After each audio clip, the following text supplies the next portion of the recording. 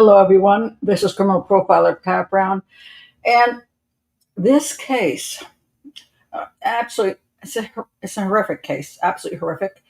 It is the murder of Katie Janness, and it's been 4 years since the murder. It's just, I think, in August it's going to be 4 years exactly.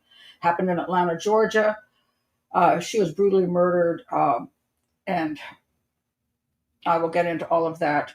But the police have been very tight lipped about this case. They've given out pretty much no useful information to speak of.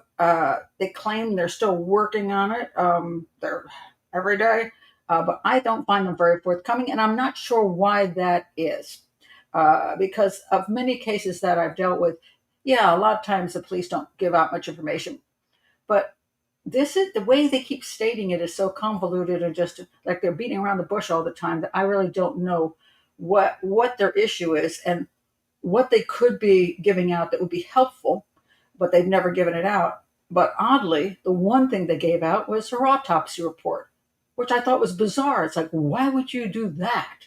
So we're going to get into all the issues here because it is a strange case. And I also want to point out one of the things we're going to find in this case. First of all, there's almost no information on it. There are a few videos on the case that people have done, and let me just show you right up front what they are. I mean, literally, news reports are almost non-existent. It's very weird. But the ones that you can go online and see would be this is from Derek Lavasser, and he was a detective, and so he did this video, which I think is relatively decent, but I'm really bothered by the things he does not bring out, which I find very, very strange. Because as a detective, you shouldn't be just storytelling. You should be really getting into what the issues are, and I didn't really see that. It kind of bothered me. Also, there was, let's see, this one. This is just this is only got 63 views, and I thought it actually had some reasonable discussions in it. So that was kind of interesting. This one is the only other one out there. This was well, this was pretty useless in my opinion, and had some strange comment in there which I made no sense whatsoever to me where she got the information from. And the only other thing you can find is this full interview with Emma Clark. And Emma Clark is the girlfriend or slash partner slash wife, whatever you would like to call her. She was not officially married to Katie, but they had been partners for at least, they've been together for at least 8 years and living together for 6. And so she called her in the 911 call, her girlfriend. So you, partner, girlfriend, wife, whatever. But that's Emma Clark and her father. This is right after the murder that she was interviewed. And this has led to a lot of suspicion from people who are pointing the finger at Emma Clark for killing her girlfriend.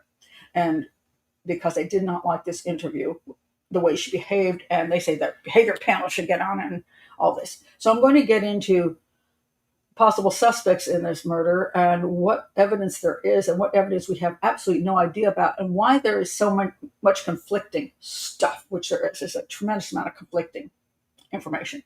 And I'm going to point all of that out because when you're going to analyze a crime, what you want to do is understand what evidence you actually have. Because if you don't actually have real evidence, if you're you're guessing because you heard this and then you heard that, somebody said this, made claims all over the place, and you're not sure about things, you really can't analyze very well. So I'm going to show you what happens when you're outside the investigation. I'm not working with the police. So if I were, I would love it. I would have then all the police reports. I'd know where all the cameras were. I'd see everything that they had. And then I could start piecing it together like a puzzle and say, okay, now this makes sense. We're outside the investigation. There's so many things here that make zero sense that I know the police are simply not sharing a massive amount of stuff with the public. And I don't know why. And the news media has been extremely quiet about this case. When it was such a horrendous case, you would think they would have been all over it, but they're also very quiet. Go figure. Anyway, before I get started with all that, I want to welcome everybody who is in the chat room. And I think I've said hello to most everybody. But You, I know why people comment about my makeup. You love my makeup. It's the same makeup every time. I keep telling people this. I have no talent. My makeup takes 5 minutes because I have no talent. I do things like this. Okay. Or something on the eye. No talent. So when you see me looking better from one day to the next, well, I am using a filter. It's a very mild filter. I wish there was a stronger one now. Sometimes it simply has to do with the green screen behind me and the lights in front of me and pure luck. Because believe me, I haven't improved since the last time I was on it. My last time I was on, I looked pretty crappy. So there you go. But believe me, I have no talent, so I'm not doing any fancy makeup or have any expensive stuff. So no, no, don't believe that. Okay. So, and by the way, if you'd like to be in the chat room, would love to have you here. Yeah, all you need to do is go over to Patreon. This is a link below. It's $5 a month, and I have 2 live shows a week. Uh, this show on the weekend, which is a case show, where I analyze a specific case. And during the week, I do a hangout where people send me requests. Hey, can you talk about this? Can you talk about that? Things in the news, or even cases where nobody's mentioned for 30 years, but there's something interesting about it, but doesn't need a whole show. So I do bunches of different things. And if you're a part of Patreon, you can come to those live shows. So there'll be 8 a month, and we have a nice community. We get to know each other. It's really great. $5 a month supports an educational channel. And I always want to say you don't have to do it, but I do wish that you would subscribe to the channel. That does help when you're dealing with YouTube, trying to stay alive. Subscribers do help. And all of my videos are public. Once the live is done, about a week later, they go public. So I have nothing that's hidden. So if you don't join Patreon, you still see every one of my videos.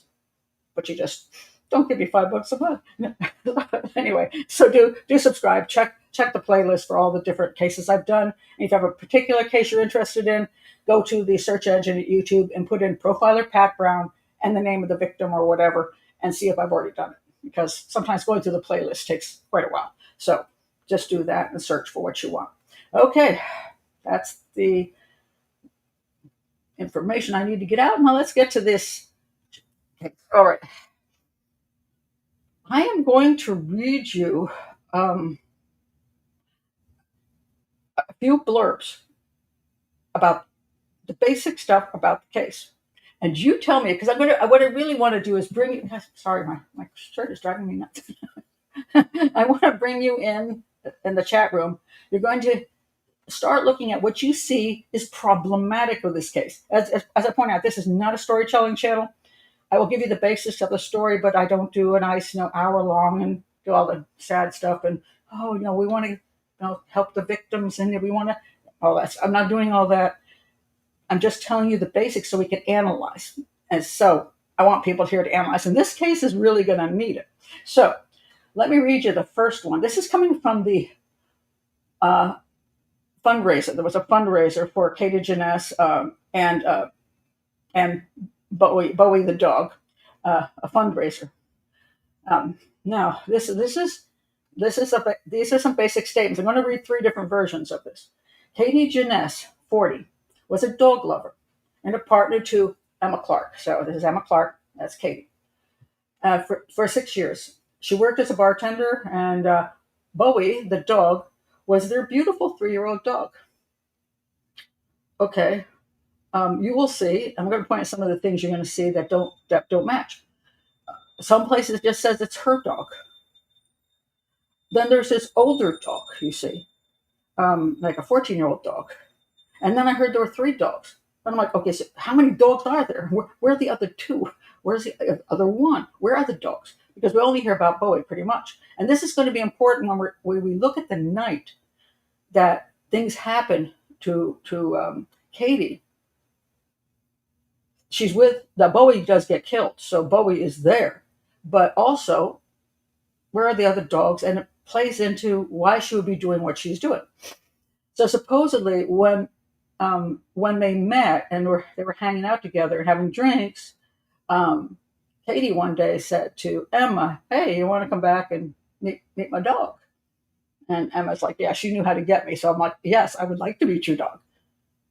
And that couldn't be Bowie because Bowie's supposedly 3 years old. So I had that, maybe it's that older dog that we hear about. Okay. So then whose dog is this? Because the question is, does each one of the women have their own dog?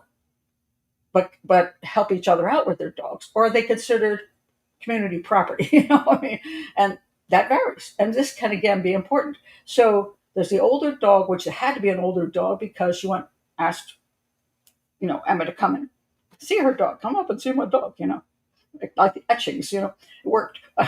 And so there was that dog. Then again, I don't know what the other dog was. That the third one that somebody mentioned, which I didn't even know existed. I thought there were only two. And then there's this dog. Okay. So anyway, the dog issue. Now, I'm gonna just check the comments as I go along here, just because it's so borrowed a dog. I don't think so, but it's a little confusing as to how many dogs they have. Okay, you got this one. Oh, wait a minute. They had their own dogs and looked after them together. This 3-year-old dog was Emma's dog. Okay, depending on where you hear that from. Harper says, I think the detective said that a 15-year-old dog and this dog was only 2. See, you're seeing the problem already. I don't know what's true. All right, so then it says here, in the early morning hours of July 28th, 2021, Emma Clark returned home, but her partner, Janness, wasn't there. When she couldn't get an answer to her call, she used her Find My Phone app to search for her. She followed the app to Piedmont Park, which is a park in Atlanta, where she came upon the body of Bowie, their dog, and then Katie 100 yards away. That's at least the stuff inside the park seems to be somewhat accurate there. Both have been stabbed multiple times, and Katie was gruesomely disfigured. That is accurate. And they're still searching for who did it. Emma says, I lost the love of my life and my baby boy. It was tragic. She was one of the most intelligent, kind, humble, and beautiful person I ever have known. I wanted to spend every second with her, and he was the sweetest, most loyal companion. My heart is so broken, my world will never be the same. Thanks to everyone who has reached out. It is truly appreciated. Okay, so that's what she says. Now let's go back to, in the early hours, Emma Clark returned home. Okay. It's terribly written. Whoever wrote this just sucked. It's just horrible. And so Emma Clark returns home. From where? They don't really say. Anyway, let me go to another explanation of this. All right. Here's the next explanation.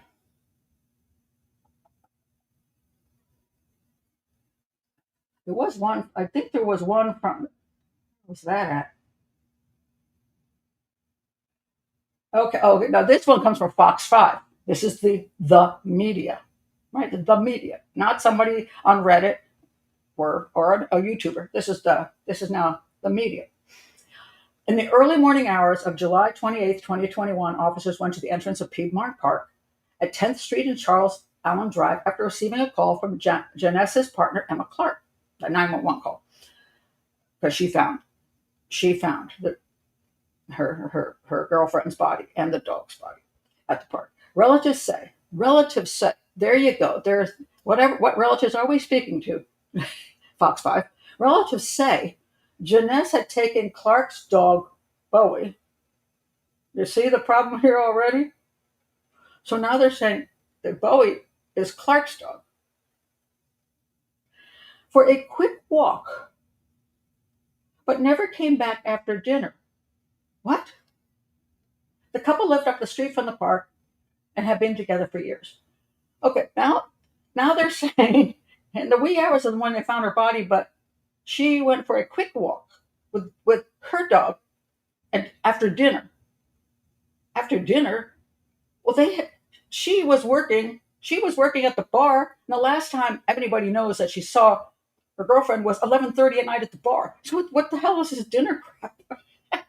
So this is making no sense. Okay. I'll be a little, but hold off on this stuff, Taylor. I didn't see the interview. I didn't like that she immediately gave a little alibi. I just got here because I couldn't find my girlfriend. I'll get to the interview and why people are pointing the fingers at Emma Clark and what I think of that. All right. So anyway, this is a stupid article. This is Fox 5. This is what there's so little on this case. This is a really garbage article. Now let's go to Reddit for something a little bit better. All right. On Tuesday, July 27th, around 11 p.m., Katie took Bowie for a walk through her Midtown Atlanta neighborhood. Well, she was with the dog when she arrived at the bar to say hello to Emma. Okay. So she, and of course, I don't think dinner was at 10:30, so the whole dinner thing is silly. So anyway, Katie took Bowie for a walk through her Midtown Atlanta neighborhood, a routine she often followed, especially after working late shifts. Although Katie had the night off, her partner of 7 years, Emma Clark, was working at Henry's Tavern, located nearby. And the reason, okay, so the whole thing about Emma working, by the way, she was actually not supposed to be working that night. She was supposed to be working the next day, but she said she took that shift because the next day she was driving Katie to the airport because Katie was flying to Michigan to spend time with her mother. So that was why she was working. I don't know that makes a huge difference in anything, but that's why she was at the bar working. Uh, uh, at approximately 11:35 p.m. Now this seems to be across the board, and I haven't seen anything else. I still don't know. When you say at 11:35 p.m., Katie and Bowie stopped by Henry's to say hello to Emma, which was supposedly a habit.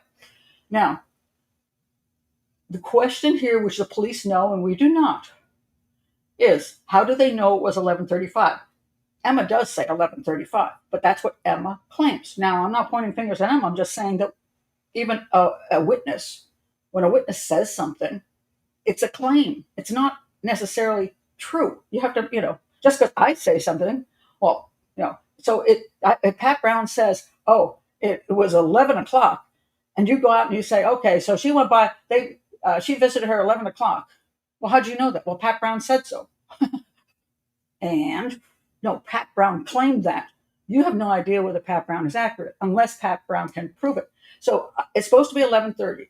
I would hope that the police have some idea whether it was 11:30 when Katie went and stopped by Henry's and said hello to Emma.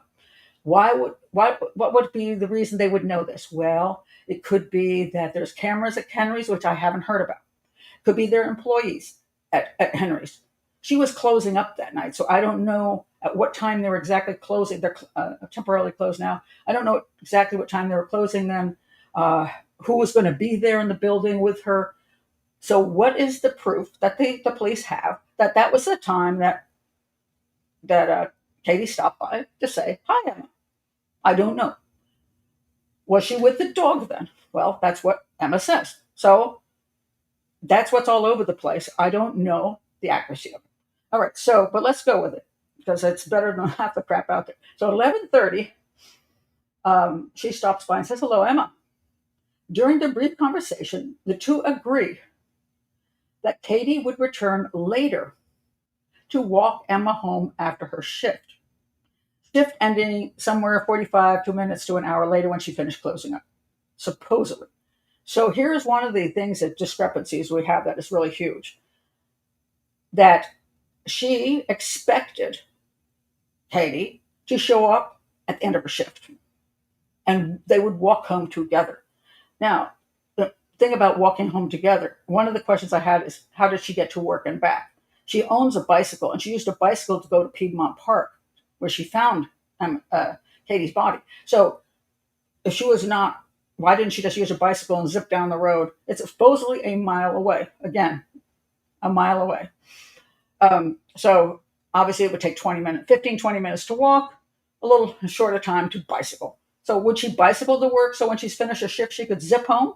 Or did she like to walk to work? So, but if Katie's going to come by with a dog, were they going to walk home together, then therefore would indicate she didn't have the bike with her unless she was just going to walk the bike. You know how that is. She can do that, but it's a pain in the ass.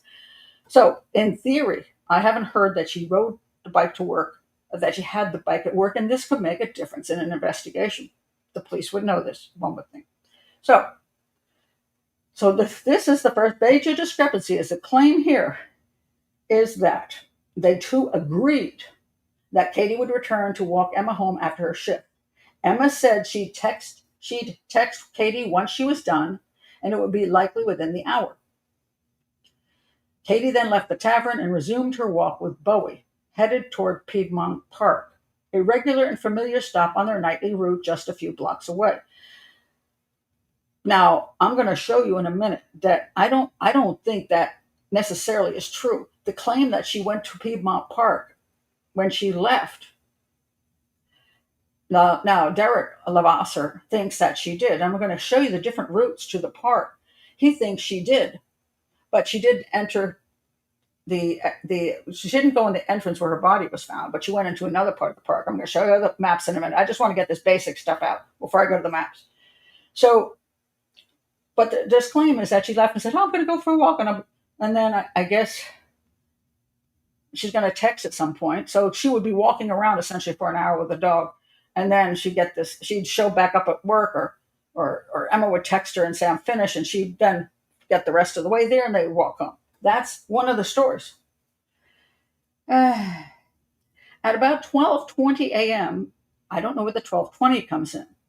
It says she finished her shift and texted Katie that she was done.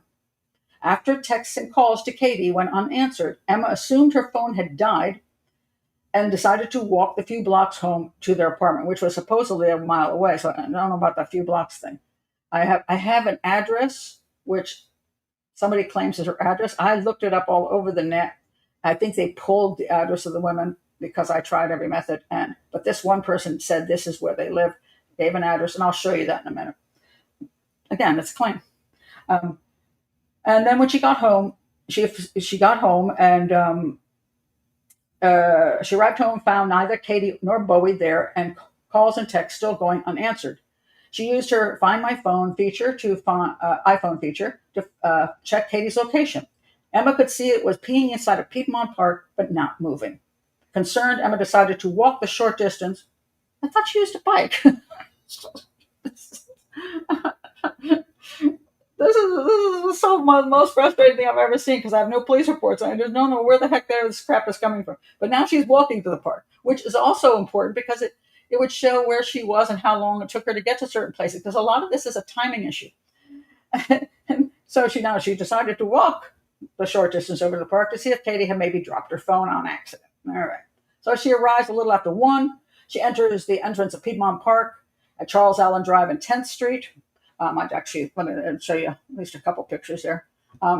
So Piedmont Park. Okay, so this is where the entrance. That's the entrance to the park. This is the supposed last sighting of Katie. And I will get to that. Let me show you just the park, just so you have a little picture in your head there. This park is huge. So this is just the this is the 10th Street entrance to the park. So she would have gone in there, and you can see that's how big the park is. And that white, that line going down, the beige line going down. You can see the beige line going down here, and somewhere around where that little red spot is approximately where she would have walked from to go down to the 10th Street. So 10th Street is a big, long parallel line going down there. And then there's Piedmont Avenue, which is, if you look at, you'll see the one that's on the left of the red thingy. There's the road going up, and it curves around the park and goes up to the top of the map. That would be Piedmont Avenue. That's the alternate way to go into the park. So there were 2 ways to go into the park. One, she could have left Henry's, walked across that crosswalk, which is just a couple blocks from Henry's, and then gone down 10th Street and gone into the park where her body was found right inside the entrance there at the 10th Street entrance. Or she could have gone, like Derek thinks, up Piedmont Avenue and gone in the other entrance where you see, I think it goes where that little, it looks like the baseball diamonds, goes in there, and then you have to cut through the park somehow. And mind you, it is night, so it's dark. And I looked up to see if there was much lighting in the park, and it said it was pretty crappy. And there was a guy with a headlamp running through the park, so I'm like, if it was good lighting, do you need a headlamp, But not the greatest lighting. So the question is, even with a pit bull, do you really want to walk through the park at night? You know what I mean? And Emma's a little vague on that. It was like on one part she says she doesn't do that. She walks through the neighborhood. But then again, maybe she sometimes goes to the park. So that's another piece of I don't know where the truth lies. So let me show you one more picture of just see if I can see it. You can see it here. No, it's not the one I want to show you. Okay, this is the 10th Street entrance. You can see where Bowie was found right inside, and then about 100 yards further is where Katie was found. This is Derek's pictures. And here you can see over to the left, you'll see that's where that would be, I think that's where the crosswalk is that she's seen walking on. And I'm going to get to how I think the crosswalk information is incorrect because I went nuts trying to figure out the crosswalk stuff. I'll talk about that. But I just want you to understand the basics again. So to the left of that, the yellow area is where Henry's would be. And then she would walk down to that little blue thingy. That's where the crosswalk is. And then she would have the choice of up north to the 12th Street entrance or go down 10th Street to the 10th Street entrance. 10th Street entrance is a little further. 12th Street is a little shorter. I think 10th Street is about, I forgot what it was now, maybe 10 minutes, and then the other one's maybe 7. And then you walk through the park if you go up to the other one. And the other one, she either walked all the way through the park or she just walked into the park. One of those things happened. Derek thinks she went up 12th Street and walked through the park and got attacked as she was coming out of the park. And some people, the police, think she entered the 10th Street entrance and got attacked going in. But the timing is a big issue, huge issue. So anyway, so now we have the issue of I want to go back to the issue of when they were supposed to meet up, because this is where it gets totally crazy. So anyway, here we have, all right, let's go back here. I'm going to go to another version number 3. Okay, this one is, okay, where is it? All right, she says, and this, on the night of Tuesday, okay, no, that was that one. Okay, wait a minute, where's the other one? I'm not going to find it. Okay, all right, this is coming from Atlanta News. Clark remembers vividly the last time her partner stopped by the restaurant where she still works while walking Bowie to Piedmont Park. So now she is saying at 11:35, Katie stopped by as she was going to walk her dog to Piedmont Park, or in Piedmont Park. So it says to Piedmont Park. And one of the problems with the media is that they misquote all the time. So I don't trust the media as far as I can throw it, which is why I don't do any print media anymore. Because I don't like what they say when I'm like, I never said that. They libel me. So she supposedly, quote, says this. She came by the restaurant. I saw her and she said, "Hi, I'm walking the dog. Then I'm going home," said Clark, elaborating that she told police she went straight home after work to see Katie sometime after midnight. I figured she would be home because I saw her at 11:35. I didn't have the time because I was working. She soon realized Katie and Bowie were not home, so she hopped back on her bike. Back on her bike. Oh no! Now she came on the bike. I'm going to cry. To go look for them, heading to Piedmont Park. Now, come back. Oh my God. This is Atlanta Online. Now, I want to include you here for the discrepancies. What are you having a problem with here?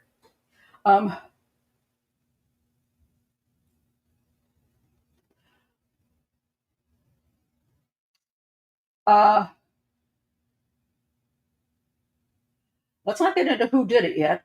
I want you to look at the discrepancies.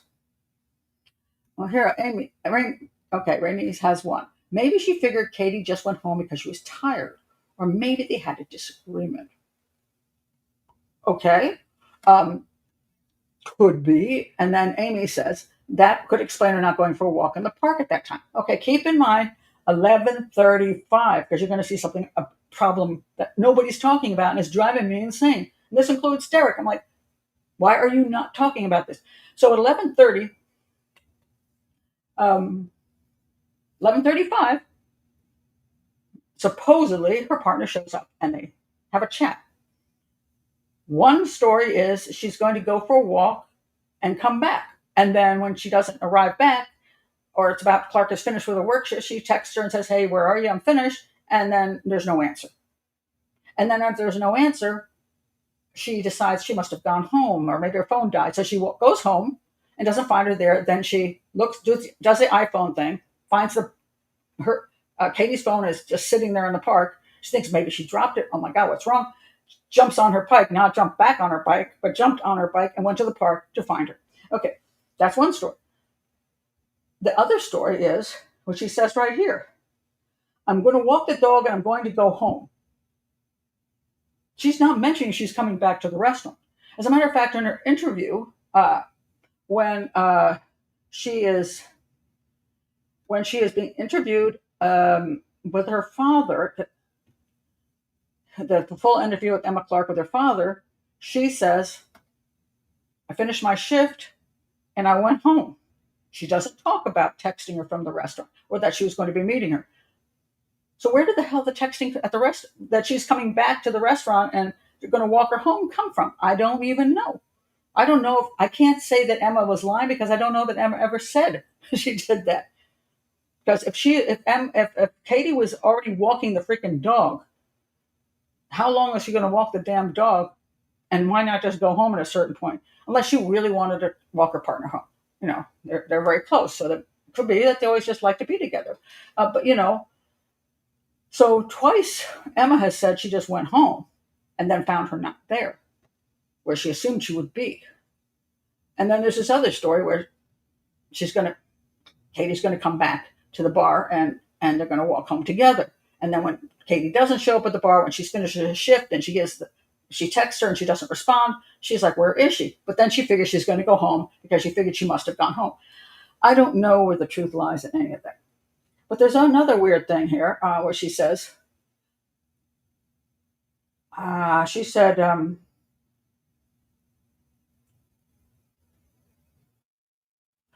"I figured she'd be at home because I saw her at 11:35 and I haven't had the time because I was working." She went straight home. She went straight home sometime after midnight. Well, sometime after midnight could be 12 o'clock, sometime 12:01, sometime after midnight could be 12:30, sometime after midnight could be 12:45. Good God Almighty, Atlanta News. What is it? When did she leave the flaming place? You know what I mean? When did she actually leave? Because one of the things she's very upset about is that she says they have part of woman found slain in Piedmont Park pleads for the Atlanta Police Department to clear her name. Emma Clark says she's received death threats since the brutal unsolved murder of her partner Katie Janness and their dog Bowie. And people are pointing their fingers at her horribly, and she's been terrified. So she's saying, "Clear my name," and the police have not exactly done that. Which is, why is that? And I don't know what the police know, and this is problematic. But also, I'm going to say I personally, I'm not so sure I find any time or ability or anything that really points to her. So I'm going to show you why I think that's very confusing. But according to her, she saw her at 11:35. She went off either to walk her dog and then return to walk her home, or she just assumed that Katie went home, and then when she finished work and went home, Katie wasn't there. Now the texting thing, the police would have knowledge of the texts. When did she start texting? When did she start calling to look for her missing girlfriend? When did that happen? They would know that. We don't. We only have that she says, well, according to her, she went home, and that's when she texted. According to whatever else is out here on the internet, there was a whole big plan and she texted straight away when she got off her shift. I don't know the truth. And as far as I know, the claim is that she left the place at 12:20. That shift ended at 12:20, 12:20, 12:25, 12:30, somewhere in there. In other words, 11:30 she was still working, and then she had to close the place up. So sometime after 12, I think, did probably lean toward 12, 12, 20, 12, 20, 12:30. Because if she did get home, she lived a mile away. She left at 12:20, and she got home. Whether she had the bike or not, I don't know. She could get home in 15 minutes or less, depending on walking or bike. And then she would say, she gets home and it's like at 20 of 1. And she's like, what the heck? Where is she? Where's my girlfriend? Where's the dog? What the hell? And then she finds the phone is in the park. She jumps on the bike. It takes her less than 10 minutes to get to the park, goes right in. 1 o'clock is when she finds the bodies. Okay. That time frame works pretty well. So let's start with that time frame. And I say it's pitiful. The information here is pitiful. Okay, now just check your comments, and then I'm going to go to the issue of the crosswalk, because this drives me nutty. How did she get killed? She was stabbed to death. Oh, I didn't read that part. Let me just make. I'm not going to. They did put out the autopsy report. I can link it to this. I'm not going to discuss it in detail here, but we put it this way. She was stabbed 50 times. She was not choked. This is interesting. She was not strangled. She was not beaten. She was stabbed. Stab slash stab slash. 50 times altogether, 15 times in the face. She was stabbed also in the back. After she went to the ground, the person actually sliced down her whole front, and then also from on her where her butt area was, I sliced through that. No sign of sexual assault. No damage to the genitals. And the thing that people wonder about, is that on her body was carved 3 letters: F-A-T. Fact. Now, this has led people to think it was a very personal attack, and a lot of people think it's her. Now, how fat was she? 155 pounds. She's my height. She's 40.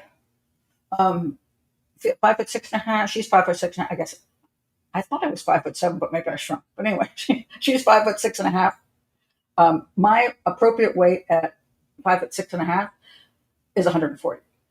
For television, 135 looks way better. What am I now? 180. Not happy. 140, I look good. 150, I'm saying that I got a little bit of weight to lose, last 10 pounds. Over that, you start having a pudgy tummy thing, you're a little pudgy, just pudgy-ish. So she was 155. She could have been 15, 20 pounds overweight. I wouldn't call her fat. I call me fat. I wouldn't call her fat. She was, and you get to 40, a little bit, depending on. She seemed like she walked off, but you can see there's a little weightish thing in her neck, so she's got a little extra weight on her. And supposedly she's 155 at the time she died. Her girlfriend, 10 years younger and thinner. So some people are like, she's the hottie, and now she's with the older woman who's getting middle aged, and maybe she got fed up with her, or that. Then they say, well, maybe she was going to her mother's because she was leaving her for another woman. 7-year itch, that kind of thing. She was super angry. So she was so angry at her that she stabbed and slashed her to death and cut fat across her stomach as a humiliation thing. Okay. So this made very personal. Slashing of the face is very extreme. It can be. Well, it is very extreme. Let me tell you, it can be. It is very extreme. But it doesn't necessarily mean it's personal. Serial killers have tortured the living heck out of people. Psychotics have stabbed people 100 times, because so yes and no. Yes and no. And that's why you have to be very careful about assuming something. And a lot of people, since they want to think Emma did it, that, oh my God, because her face was slashed and there was this thing, it had to be somebody who hated her at that moment. So it had to be Emma. Emma was pissed. Okay. We'll get into the blood on the clothes and some wounds from the knife. That is, I'm going to get into the blood on the clothes is a very, very important part of this issue. That they might have wounds, in theory, and the dog's dead too. So the question is, could the dog have scraped, bit, and want to, because that's stabbing the dog. You can always slip when you're doing that much. You can easily slip and cut yourself. So yes, they have never said they have DNA. And here's another bunch of bull crap that is driving me nuts. So here, for example, is some information on the DNA. This person says this is not from anybody credible.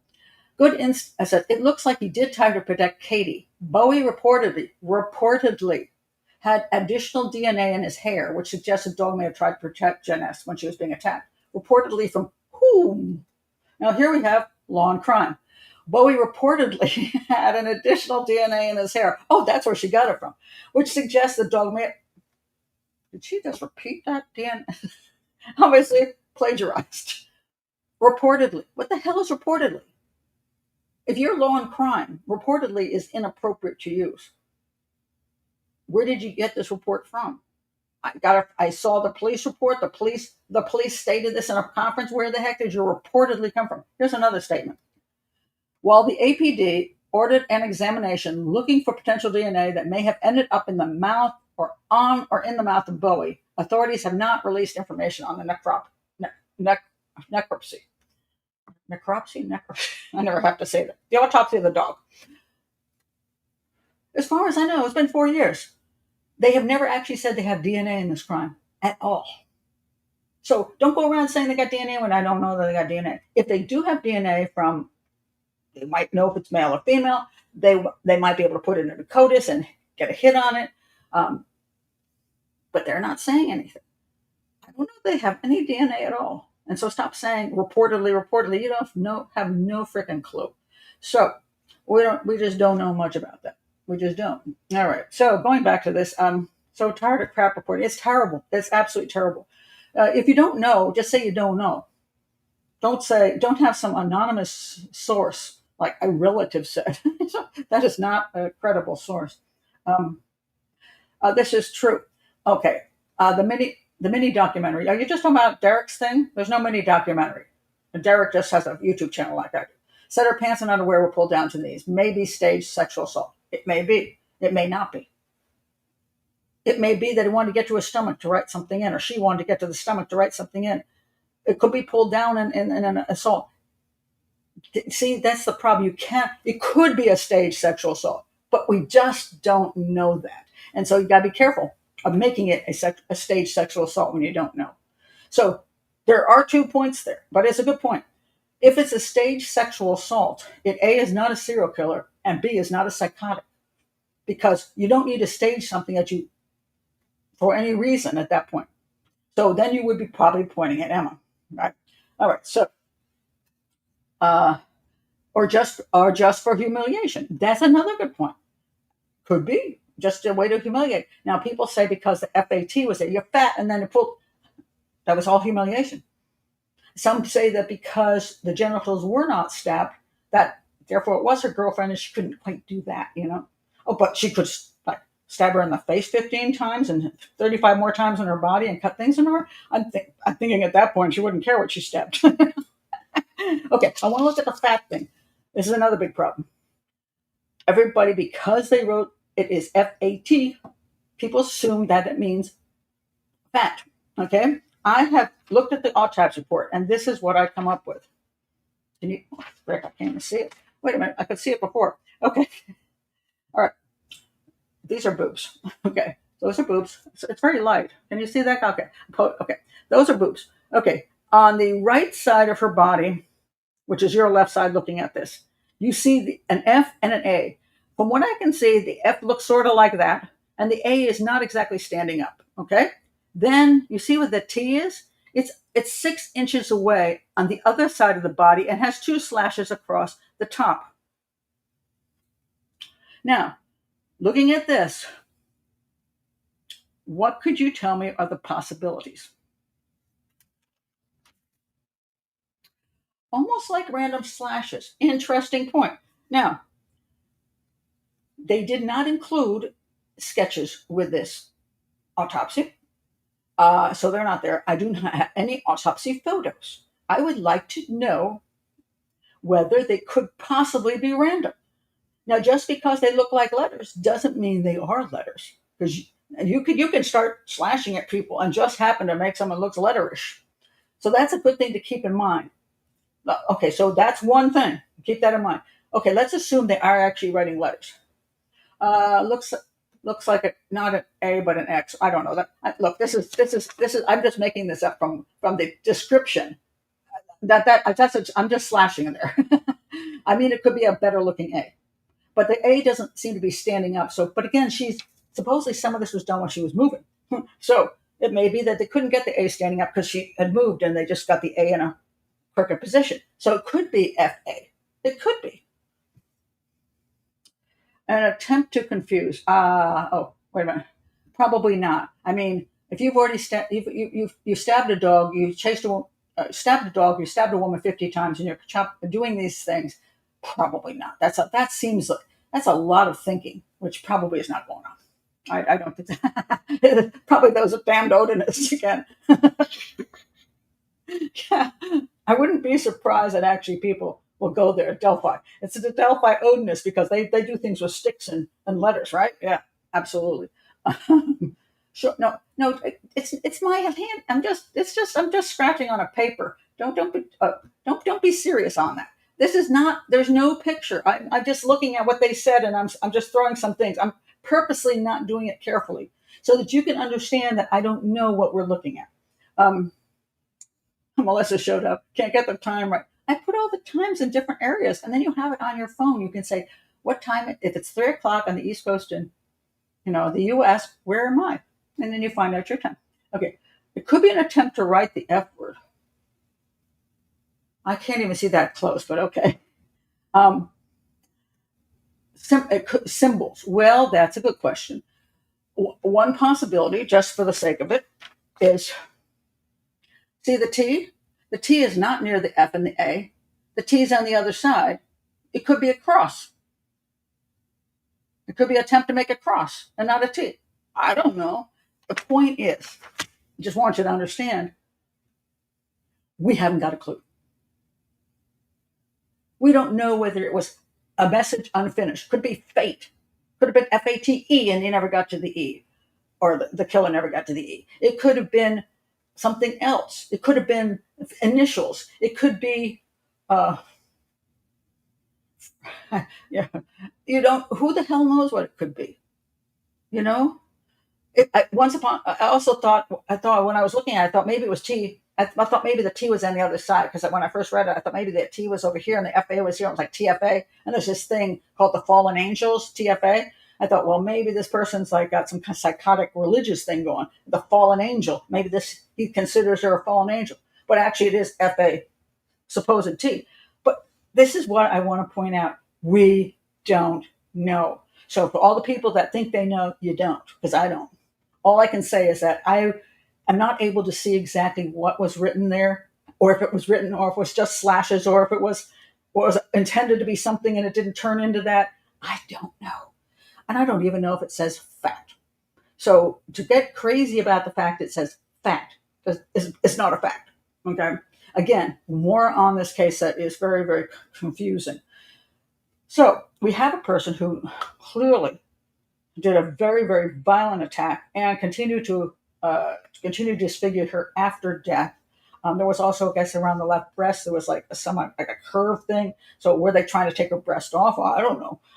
Again, I can't quite tell. I would like to see the autopsy report. I have the autopsy report. I'm sorry, not the autopsy report. I want to see the diagrams.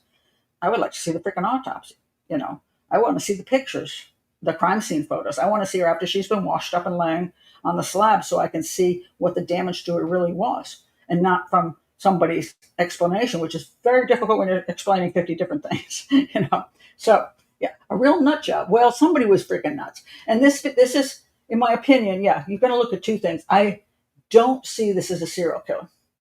I see it as a psychotic or a deranged, angry person. Now, I don't know about Emma's history. I haven't found anything about that.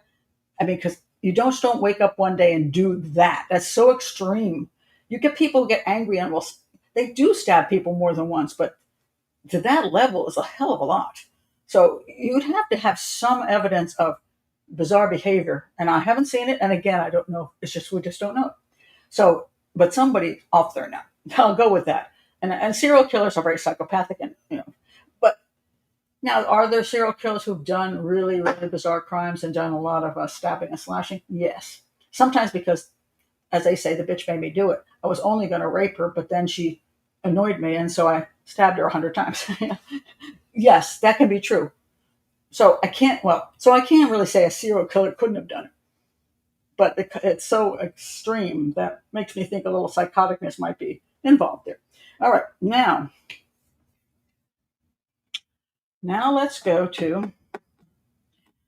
I want to go to the timing of everything. Okay, but before I do want to mention the why Emma became a suspect in the eyes of people. And so then when I get into the timing thing, you can help me analyze whether timing wise she could have done. Okay. But I want to point out the reason people are bent out of shape about her. So she did this interview, and and so here she is with her dad. This is like a day after. She doesn't cry. Her dad doesn't cry. Her dad smiles quite a lot and talks very, very glowingly of Katie, because they were together for many, many years. Here they are together. They've been together so many years, and so she's doing this interview, and she talks a little bit about that day, but then she talks about Katie, and no, she doesn't cry. She's And so people say this. I just want to read you a few things I said, and then we're going to get to the timeline because just want you to get the feeling for what people are saying about her. Uh,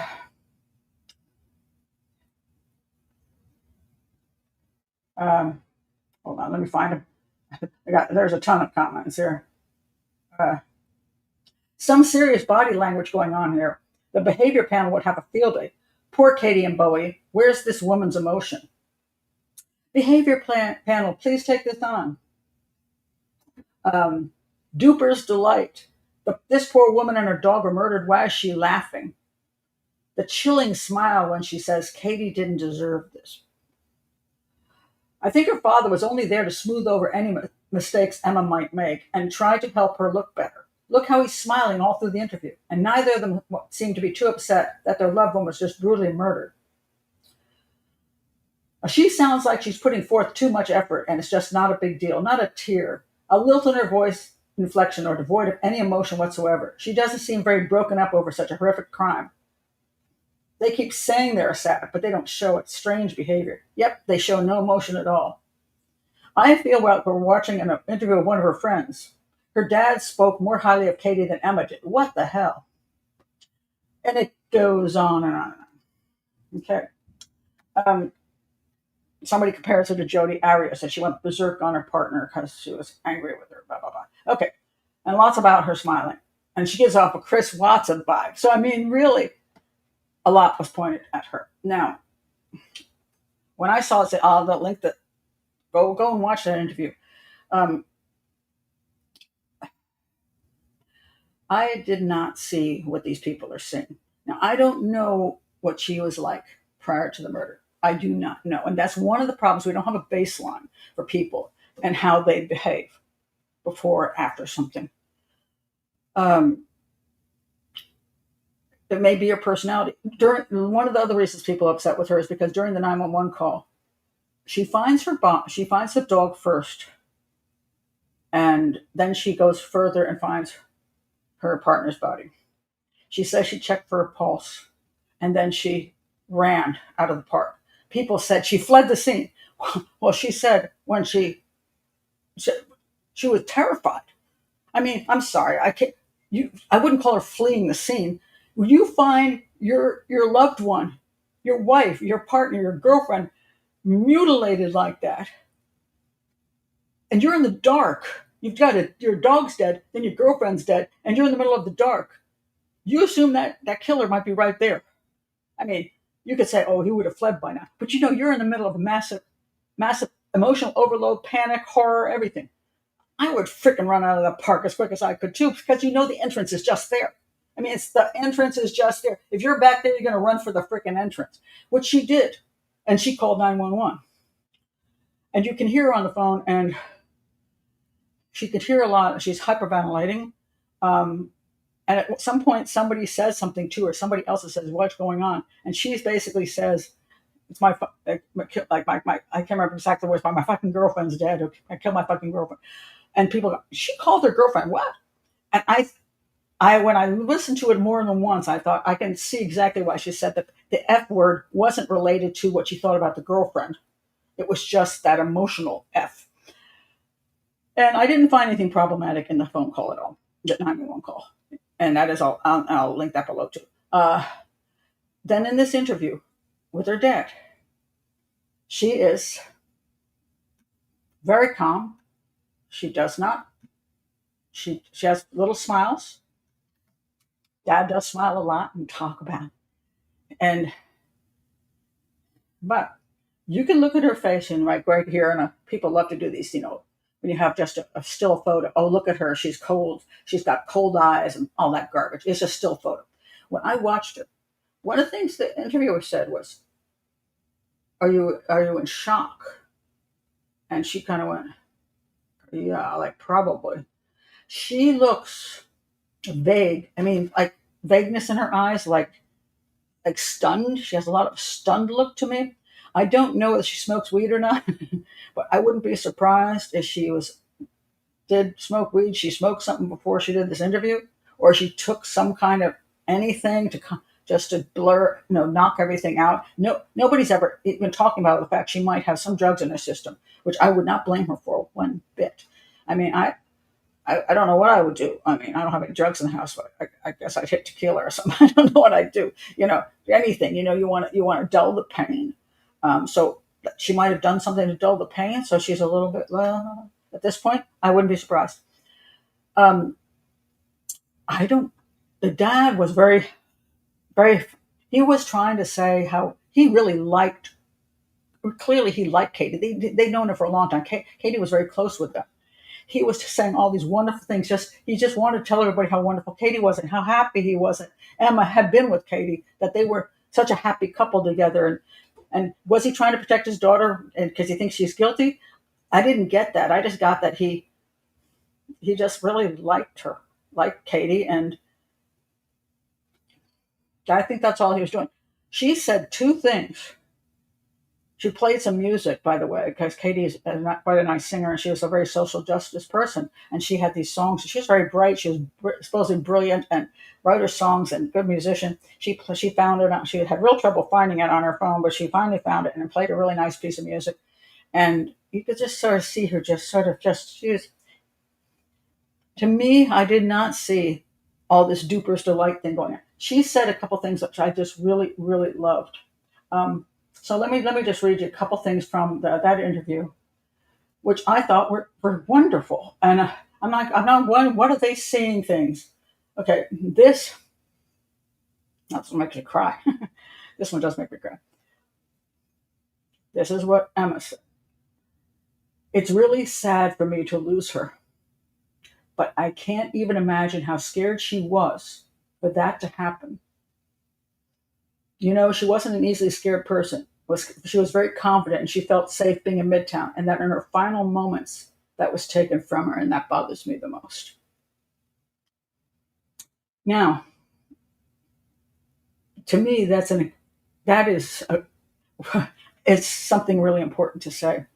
In other words, one of the problems I always had with the Madeleine McCann case, and what Kate McCann said, is she never seemed to be worried about what Madeleine might be going through if she were in the hands of a sex predator. That Madeleine might be screaming, "Mommy, Daddy." That Madeleine might be in pain. That Madeleine might be, being assaulted. And she never seemed to go there. She went there. She's like, it's really sad for me to lose her. But what did my girlfriend go through in the last moments of her life? That's the horror of it. What she had to suffer through. The person I loved had to suffer through that.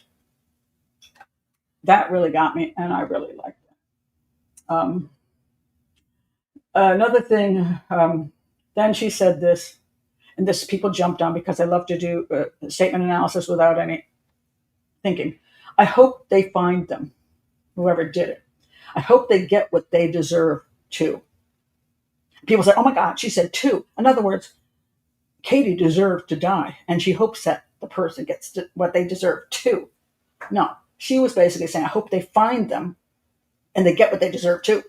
Basically, find them and get what they deserve. That's what the two is referring to. But the people made a big deal of it. Um, the father said this: I just always had a security about the relationship. You know, a lot of relationships where people think, they change during the relationship, but they were dedicated to each other. And so it makes me feel sad that she's going to miss out on all of that. In other words, he really loved the fact that they were a good couple. And now they weren't going to, that relationship wasn't going to be there anymore. He was feeling sorry for his daughter at that point. Um,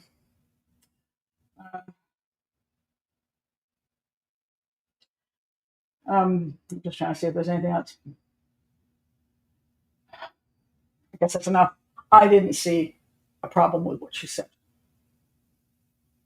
I saw, and then she went and explained how wonderful Katie was, and sometimes she used the present tense, like she was still there, and her mind, she was still there. It was very, very. I thought it was very moving, and the fact that she didn't cry did not take it away from me. So that's my opinion on that. I think the reason people they're taking that 911 phone call out of context, or taking this out of context to point to her. Now, having said that, I will get into, could she have done it though? Is that why the police are not saying she's cleared? Is there a reason to, in spite of that, I kind of have a heart for her, whether I'm wrong? And she really did it. Okay, so I'm going to check the comments. I'm going to go to the timeline, the crosswalk issue. Um, Once I couldn't stop laughing at a funeral, I was so embarrassed. Oh my God. Yeah. Funerals are a place people laugh at a lot. You know, I always remember there was some kind of television show where there was a funeral and they were like, the family's like right in the front. And it was a comedy thing, but still, no, no, no, no, it wasn't. I'll take that back. It was actually a real funeral. This is the person told the story. And they said that the pastor said, let us stand upon our feet. And she leaned over and said, what else are we going to stand upon? And, it's just one of those, and everybody just lost it in the front row, and this was the widow and the children of they were just hysterical and they couldn't stop laughing because we do that when sometimes the worst situations, you just can't stop laughing. No, neither one of them laughed, but they did have some smiles. She was mostly stunned looking. But maybe she was already cried out. That's a good point. I mean, and maybe she was just so, that the image of seeing your girlfriend lying there like that. I mean, I saw my sister die in November from ALS, her take her last breath. I had been working to get that image out of my head. And it was a natural death, but I still don't like that image. And I've had to try to reconstruct things so I don't see that last image. Yeah, that's just, I just think that who God knows. Oh, this is a good point. Felicity says she's looking at it from Katie's perspective. She's thinking about her. She's empathizing with her loved one. I think so. I think she showed empathy. So, yeah. That's interesting. Rainey says, I remember when I was in high school, a friend of mine told me that I'm sorry, I'm mutual. I'm thinking of something else. See, now I'm laughing for no reason because I have no empathy. Oh, okay. But battling cancer passed away. I distinctly remember I smiled as I reacted, which I found bizarre. Sorry, that just made me laugh. But yeah, here I am proving it. Oh God. Uh, uh, all right. So anyway, yes, all that. Let me move on here because now I'm laughing, which is terrible. Uh, Erin Patterson. Yeah, Erin was fake. Okay, Erin Patterson, the one who poisoned out her family. Yeah, yeah. Okay, so you still think that a stranger? I don't think a stranger did this. I think she knew who it was, and another person has just said they thought it was a stranger. So, okay, let's go to. I want to go to the timeliney thing, because this to me is what people aren't talking about, and I don't understand it because to me it's massively important. All right, one of the things that we will see is last sighting. Okay, I'm sorry, my makeup's running me because I'm laughing inappropriately, mind you, because I have no empathy. I'm a psycho. The P word. Anyway, this is supposedly the last sighting of Katie. Okay, so if this is the last sighting, this is at 12:09. Although I've also seen 12:07. I haven't seen. I don't know that I saw a picture with the name, the number on it, the time frame, time exactly. Although cameras can sometimes be off with the time as well, so that also is got to remember that. I've had problems with cases where the camera itself was mistimed.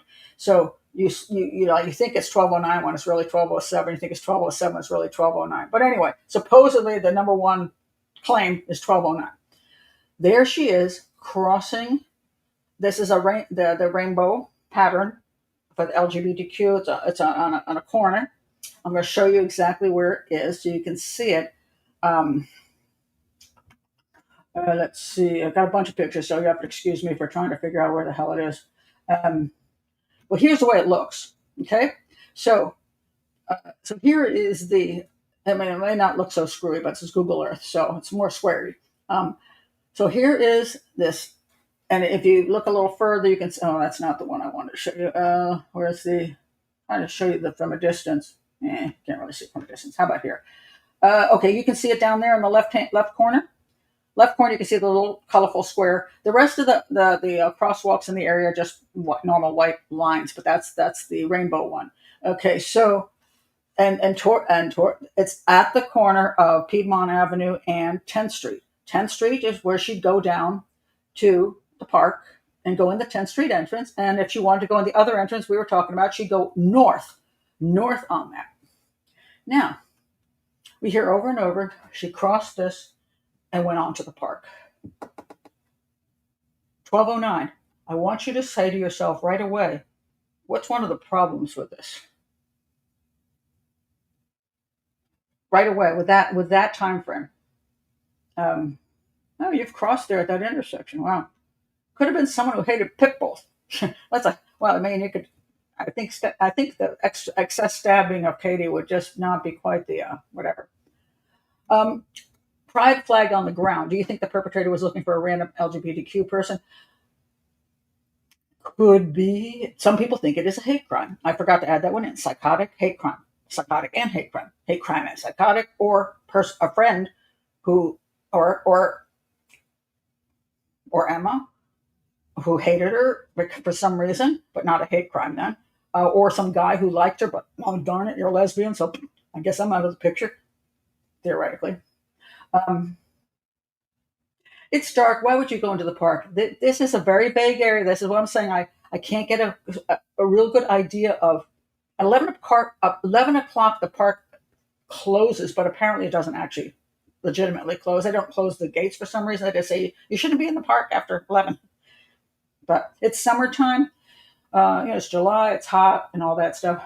Night alone, female. That's not the problem. What time did she go to supposedly stop by the bar? Henry's. Let me show you where Henry's is. Okay, Henry's. Where's Henry's? Hold on a second. Okay, I might have to flash a few pictures on the screen to see this crap. That's not it.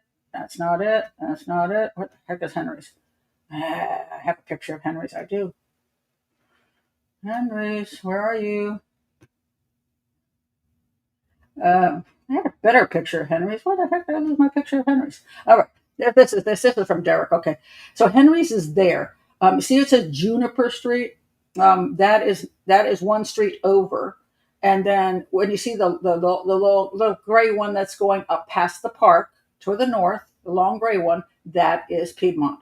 So 10th is the one that is the blue one going over to what you see the 10th Street entrance there. So that that rainbow crosswalk is at uh, Piedmont, Piedmont Avenue and 10th Street. Um, I had another good picture here. Now I can't frickin' find it. It's really annoying me. Um, oh, I didn't lose my picture. It's sure it's not there. No, it's got to be here someplace. I swear to God, I specifically picked it out. Where did it go? I'm just going through the same ones you've already seen, and it's not there. Hold on, let me see what I did to it. Because, so, do with it. Hold on one second. It was a really good picture for a purpose. You know me and my lost pictures. There it is. Why isn't that picture there? Okay, I'm gonna send this over. Everybody gets to take everybody's supposed to drink when I do this, so you take a shot of something. Um, okay, Henry's. I'm going to send that over. Okay, go over. Let me. Great, I can't see that. Channel content. Okay, hold on. Let me move that over. Move that over. Okay, I got to pull this up from my mail.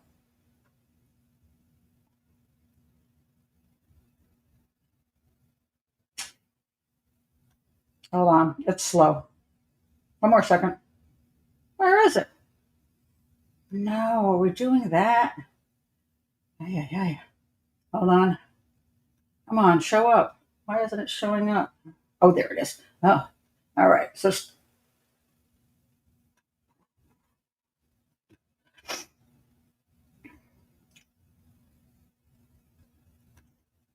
okay, it's almost here. All right.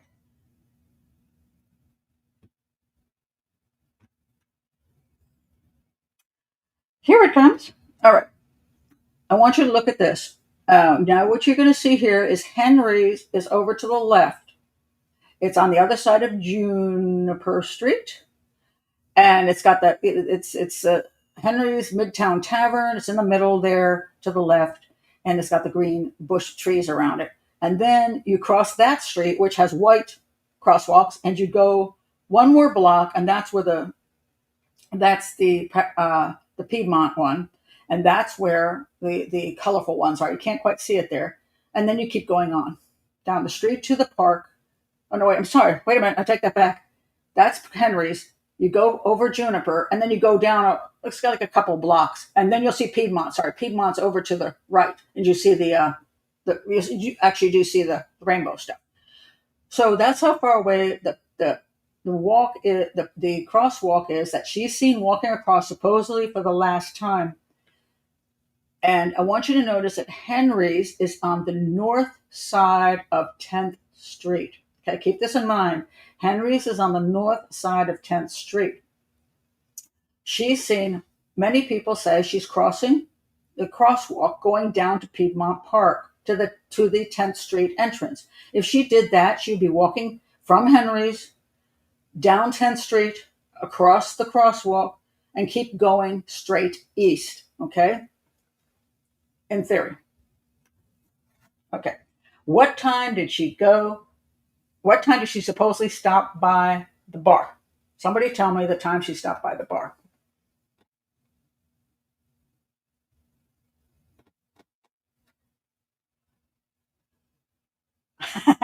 Cauliflower says, no phony overproduced shows here. Yeah, I don't have any ability to overproduce it. Okay. Thank you.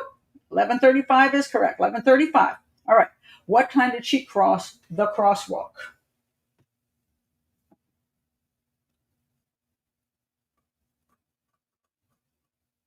She says, "Hi, hi. How you doing? Hey, pet the dog. Okay. When you getting off of work? Oh, it'll be probably about 40 minutes to an hour. 12ish. Yeah, 12ish is probably correct, but 12:09. What's the big question that you might have at this point? Tim's going back to 12:05. No, it's either 12:07 or 12:09. Most of the people say 12:09. Make up anything you want at this point. That's a good question. How did they know she didn't walk a bunch of other places? Good question. Thank you, Taylor. Gap in time. How much time is there a gap? How much time? 40 minutes, not a half an hour, 40 minutes. She's a really slow walker. Okay, at least 40 minutes. Where? Thank you. Nobody asked this question, and it drives me nuts. Where is she in the meanwhile? Where is she? 40 minutes, yes. Okay, so 34 minutes. Oh, we're not being accurate. It's somewhere, no, it's not 30 minutes because it was 12:09. So it's about 40 minutes, approximately. Because we don't know, 12, we don't know if it was 11:30, 11:35. So 30 minutes, 35, 40. We don't know. Again, I don't want to do a story where I go, and she went over to the place at 10:35 and she was seeing it. No, we don't actually know that. We don't know any of this crap. We have these claims. She goes to supposedly the bar at about 11:35. She's seen here about, supposedly the most agreed upon number is 12:09. So we are talking essentially 35 minutes. Where was she for those 35 minutes? And mind you, this is pretty late at night. So she's taking her dog for a walk. Now, one would think she started from home, which is a mile away, and she's walking. She's already walked her doggy 20 minutes to the bar. And now she's walking somewhere for 35 minutes. She's seen here, so somewhere she's been somewhere for 35 minutes. This is a camera at one crosswalk. I don't know what other traffic cameras there are, what other cameras or business. We're talking about 4 years ago. We're not talking about 1980. We're talking about there could be business cameras, home cameras. Now, cameras in the park were totally deficient. And not even deficient, defunct. They were dumb. They didn't work. They put them up there years ago and they never fixed them. And they just left them up there so people would, supposedly deter people from committing crimes because they think there were cameras. Of course, it also made people think there were cameras, so they were safer, which wasn't true. So nothing in the park. There's cameras. But outside of the park, there is one camera here.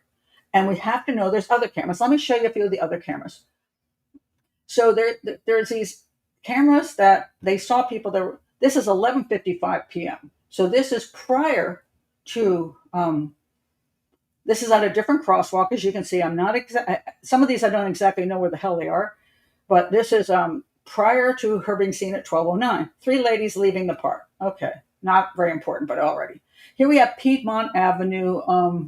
This looks like the entrance to the park. On Piedmont Avenue. No. What the heck? Is this the 14th Street? I'm not sure if this is 14th Street or not. Hold on, let me think here. I gotta look at my picture. Piedmont Avenue is the one going north. This looks like it should be the 12th Street entrance that Derek likes, I think. Let me look at, I have to look at another picture of the park here. Hold on a second. Piedmont Park, let me pull it up. I just got to find the name of the park. Okay, so the 10th Street one going in, hold on a second, where is it? Hold on, oh, here we go. Piedmont Park Avenue. Okay, this is the 12th Street entrance. The 10th Street entrance, remember they used that's right. Okay, so this will be north. This will be Piedmont Avenue. Then there's 10th Street going this way. And then there's this going up here, which is Piedmont Park Avenue. So this is the 12th Street entrance. Now, Derek thinks she went in that entrance. Tell me what the problem here right now is.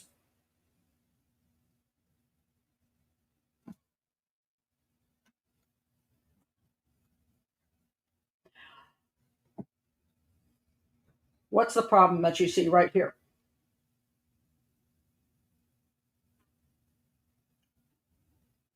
Come on, somebody. No footage, I assume. Well, you're assuming, which is going to be a problem. We all are assuming. She isn't seen going in or going out. Now, let me say this. We don't have a photo of her going in or going out. We don't know if there is a photo of her going in or going out, video of her going in, video of her going out. The police have not stated any such thing. Therefore, she ended up dead in the park, mind you. She had to go on the 12th Street or the 10th Street. She had to go into one of those entrances, right? Because she ended up dead in the park. We don't know where she was for this 35 minutes where she's already walked 20 minutes to the bar and now she's seen crossing the crosswalk at 12:09. Where the heck was she for 35 minutes extra? She's already worked 20 minutes. This is a young dog, so I guess she could make him walk along. But where was she going for 35 minutes? Was her intention to walk around for a few until she was ready to go home? So was the bit about they were supposed to meet actually true? Because she was killing some time. So for 35 minutes, don't know where she was before here. Now, so the police may have video of her before 12:09 and have not told us anything. Like, do they have video of her coming from the house? Do they have video of her walking different places? Do they have a video going into the park prior to 12:09 and now she's outside again? I don't know what they've got, but prior to 12:09. How important is it? I don't know. It just to me, if you've already been walking around for almost an hour, do you want to walk for another 35 minutes to an hour? Is your dog tired? Are you tired at that time of night? Would she keep walking around so she can go here and visit, pick her up, and then walk home with her? I don't know, but that's a lot of walking. All right. But there is no footage publicly at the 12th Street. So either she is seen going in 12th Street and coming out, so she didn't get killed.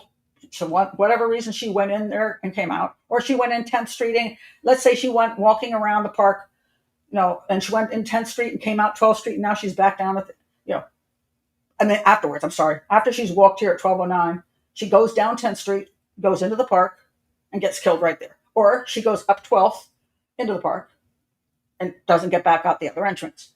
So you would think the police would have, because that's the 12th Street entrance. Now let me show you the 10th Street entrance. Because yes, where is that guy? Oh, here we are. Here's the guy running out of the 10th Street entrance. He's the one with the headlamp on.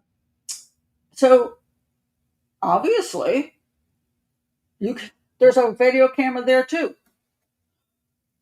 So you would think that at some point the police must have a video of her entering the park after 12:09 and knowing exactly where she entered the park.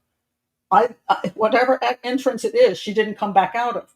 She went in and didn't come out of the park. So she either went in the 12th Street entrance and didn't get out, or she went to the 10th Street entrance and didn't get far. But there should be video of her one way or the other because she's an obvious person and she has a dog. So they must have video of her unless the camera went down. So here's the problem. Why haven't they shown that to anybody? Why haven't they told anybody what entrance she went in and what time she went in the entrance? Because that would make a huge difference as to whether she could have done it or not. Now, the next point is, if she committed the crime in the park, what's the next big problem we have?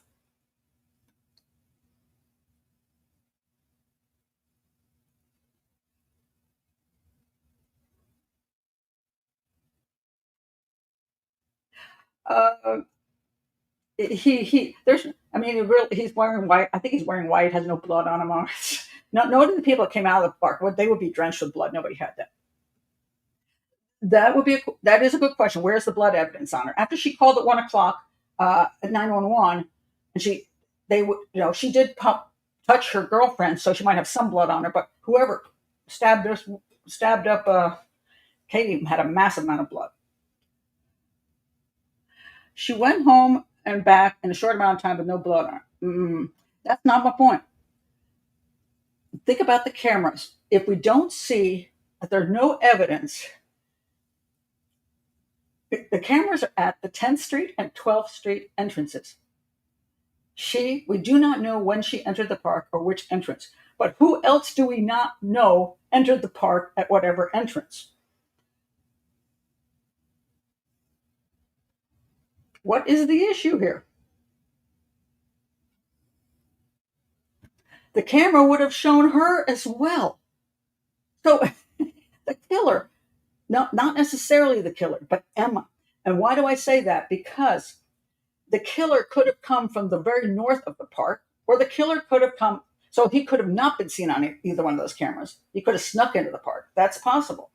It's also possible, yes, the killer did follow um, Katie into the park, and they just don't know who the heck that killer is because the killer was in a hoodie or whatever and just doesn't know. Somebody came into the park after her, and they just couldn't see from there what happened. But but Emma, Emma, there's no video of the girlfriend, as far as we know, going into the park. She's alone at 12:09. She's now. We don't know what time she got killed either. I can't come up with any information from as far as the body goes, what the rigor mortis was, what the liver mortis was, anything. Liver mortis is probably not important, but the rigor mortis is very much important. How long was she dead under the tree that she was found under? So whoever killed her absolutely after 12:09. She was at this point at 12:09 to get into the park. If you go by the 10th Street entrance, she'd be in the park, by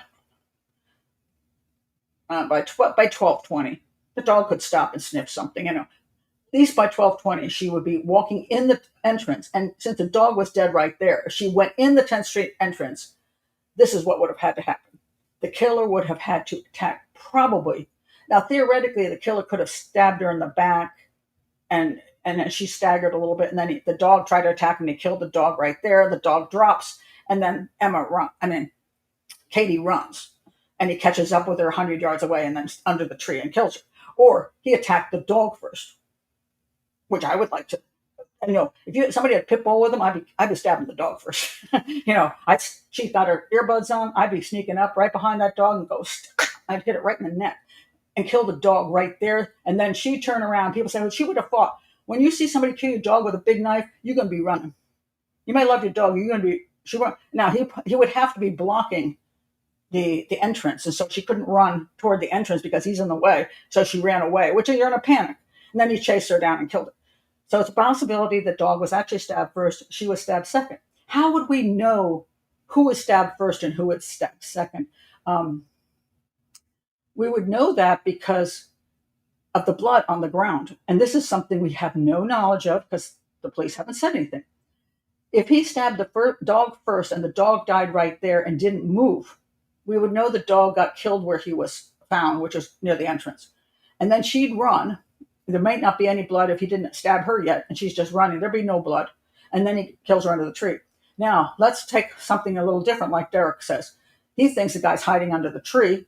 She comes by with the doggie, and he jumps out and stabs her. The dog attacks him. He attacks the dog, and the dog manages to get 100 feet away and then drops dead. If that's true, there should be blood all the way up to where that dog dropped dead. Then we'd know she was attacked there, that she was at that point with the dog, and the dog ran back. We still would not know necessarily what entrance she came in at that point. But Emma wasn't, as far as we know, seen with her at 12:09. Now, Emma's supposedly getting off of work at 12:20, 12:30. So only 50 minutes later, she'd be getting off of work. She's not walking with her. She could have gotten off of work early and they could be walking together, but they're not. If she went down to the 10th Street entrance and went in the park and Emma followed her in, wouldn't you have a video of her going to the park with Emma right behind her? Wouldn't you see her with somebody if Emma caught up with her? Same thing at the 12th Street. You'd see them together. But you don't. As far as I know, you would think the police would have arrested the crap out of Emma Clark if Emma Clark had been seen on that video. So where is Emma Clark? According to Emma Clark, she finished work and she went home. Now, let me just show you go back to the where okay. Henry's is there. You see Henry's on the left again. If she did not go, if her home was south. Now this is where I don't know if this is true or not. Not a clue. Where is it? There's my picture. Okay. Somebody said she lived at this location down on North Avenue. Neither one of them lived there anymore, so don't go harassing those people. But if that's true, she could have come down the light blue line street, which is Juniper Street, and she would never cross across that the rainbow crosswalk, she would never have gone that way toward the park. She wouldn't be seen crossing that. So Emma wouldn't be seen at any time if she left Henry's, if she didn't go to the park, if she didn't go to the park at all. At that point, she wouldn't be seen crossing either 10th Street or Piedmont. She just simply wouldn't be there. She would go straight down Juniper Street, or she'd go down whatever. If she wasn't seen there, she went either west, which somebody said she was the opposite direction of the park, which I don't know if it's true, or she would have gone south right there on Juniper Street, never even going over to the other street. So she wouldn't be seen crossing that thing. Now, is it possible she knew a back way, so she snuck over to the park? Sure, she could have. So no, she didn't go. She know, oh, it's a cross. I don't want to be seeing the crosswalk, so I'm going to go down here. I'm going to come, and nobody. But she's well known in the neighborhood. She's got to make sure nobody sees her, and she's got to sneak all the way around and somehow catch up with her at exactly the right time in the park. It's kind of a stretch. Now, I want to go back to the crosswalky thing because this kind of confused me. I thought that Henry's is there. What everybody seemed to say was she she went across. She was on 10th Avenue. She crossed Piedmont and went straight down to the 10th Street. So she'd be going east. Now I want to show you something because this drove me absolutely bananas. Look at this picture. Okay, this is her on the crosswalk. I thought she was going east, straight down 10th Avenue. But she is not. Okay, I want you to look here. So here she is crossing the street. You will notice two things. One is this white line here. It's not parallel, but it's this line. Doesn't touch this over here, but it's out a ways and going in a kind of strange, kind of looks like this line, does it not? This distance away and this line over to, it's where you're supposed to stop your car, is where it is. Also notice, she is walking next to the red line, not the purple line. The red line, not the purple line. Therefore, she is stepping off of this corner and going this way. Okay? Now, you'll also notice, see this weird black looking funny thing there? Okay, now I'm going to show you another picture. All right, there's that thing. Look around. You see that blacky stuff there? I don't know what, the little black rectangles. You'll also notice, yeah, okay. Now, over here, you will see this line is too close. This line is the one that's farther away. This has the black line going this way. And the tree, it's kind of hard to tell which way the tree is, but as far as I can see, she walking the direction she's walking. She is walking this way. She's on the south side of 10th. She's walking to the north side of 10th. She's not going this way. She's going this way. Now, why does any of that matter? Well, this is 1209. Henry's is on this side of the street, not the south side of the street. It's on the north side of the street. In theory, if she were crossing up here, not 1209, she could have been going over then to go to Henry's and end up there at 1220, 1230 to meet, with Emma exactly about the time she was supposed to go there. She could have been doing that. Only problem is then if that's true and she's over there with Emma, they would then leave together, and I don't know if anybody saw them leave together. I don't know if there's any video cameras at the Henry's. If they left together at about 12:30, somewhere between 12:30 and 1 o'clock, Katie has to end up dead in the park. If Emma did it, and they left at 12, wait a minute, if they left at 12:30, let's have time. This is how you have to think these things through. Okay, so let's say she crosses here because she's actually going north and not east. She crosses here and she decides to go down here and meet her at 12:30. So at 12:30, actually they're together. And then they have to get to the park so she can be killed before 1 o'clock when the 911 call is basically made. So, at least as far as I know. So, they've got 30 minutes to get to the park and get Katie killed. So getting to the park is about from Henry's to this spot's about 5 minutes. Then they have to keep going to the park. That would be another 12. So that's about okay. So we're walking about 15, 20 minutes now. So there's about 10 minutes left to go into the park, kill the dog, kill Katie, make the phone call and get rid of all the blood on your clothes.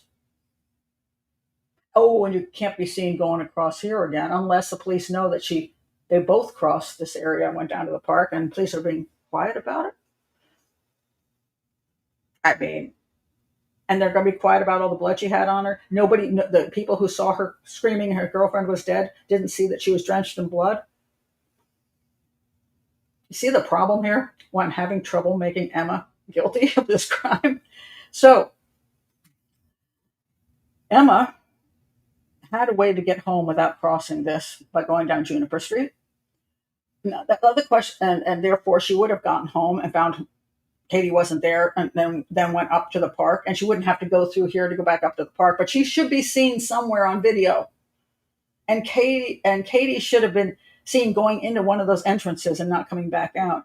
And nobody's talking about that. Nobody even mentions it. It's like was she a magic or something? I mean, if you can see all these other people going in and out, you can certainly see Katie, and you should be able to see. You also should be able to see Emma, at least going in once to find Katie's body. And if she went in more than once, then she's probably the killer, right? But there's no information on that, and it doesn't seem like the time frame is very workable. Now, one more thing I want to mention before I go to some of your comments. I was trying to figure out why the heck she was going north, because when I thought 1209, I'm thinking one of the things I thought was, okay, so where was she for those time after the 11:30? Did she go home for something? Supposedly she had Bowie with her when she went to the bar. What about the other dog? I mean, couldn't she? Doesn't the other dog get walked? I mean, you just ignore the other dog. I mean, doesn't it need to take a little exercise? Would you just do the one dog all the time, or would you? I mean, could it have been the other dog that went to the bar and then she took the other dog back home? Because she could have done that in that 35 minutes. She could have left, gone home, changed gone to the bathroom, got the other dog, and was planning to then go back, possibly. And so 1209, she's crossing up here and then planning to go there, or maybe maybe they did text at that point, and she said, "You ready?" And she said, "Not ready yet." She goes, "Okay," and so then she decides, "I might as well go change my mind and then just go down here and get killed in the park, or theoretically go north and get killed in the park." But there's this missing stuff. Where was she before? Which way did she go after? What about the text? Were there messages going back and forth so that she changed her mind and went in a different direction? Where are the videos of them going into the park, coming out of the park? Where is all that stuff? And I personally do not see that Emma had time to commit this crime. I don't know how she would, and I would assume she would be, even though the police have not cleared her, I would think they had enough to arrest her, if she actually committed the crime. She had to have a weapon. She had to have blood all over her clothes. What'd she do? Now, mind you, there is one place if you killed her in the park and you were some kind of homeless guy or some psychotic fellow or whatever the heck you were, and you're in the park. I mean, if you look at the park, you'll see. That's a terrible photo. Okay, let me find the one that you can see the park better. Shoot, no, don't have a better picture. There's a big lake right there. Is my point. Why can't I find the picture with the lake in it? Okay, where'd it go?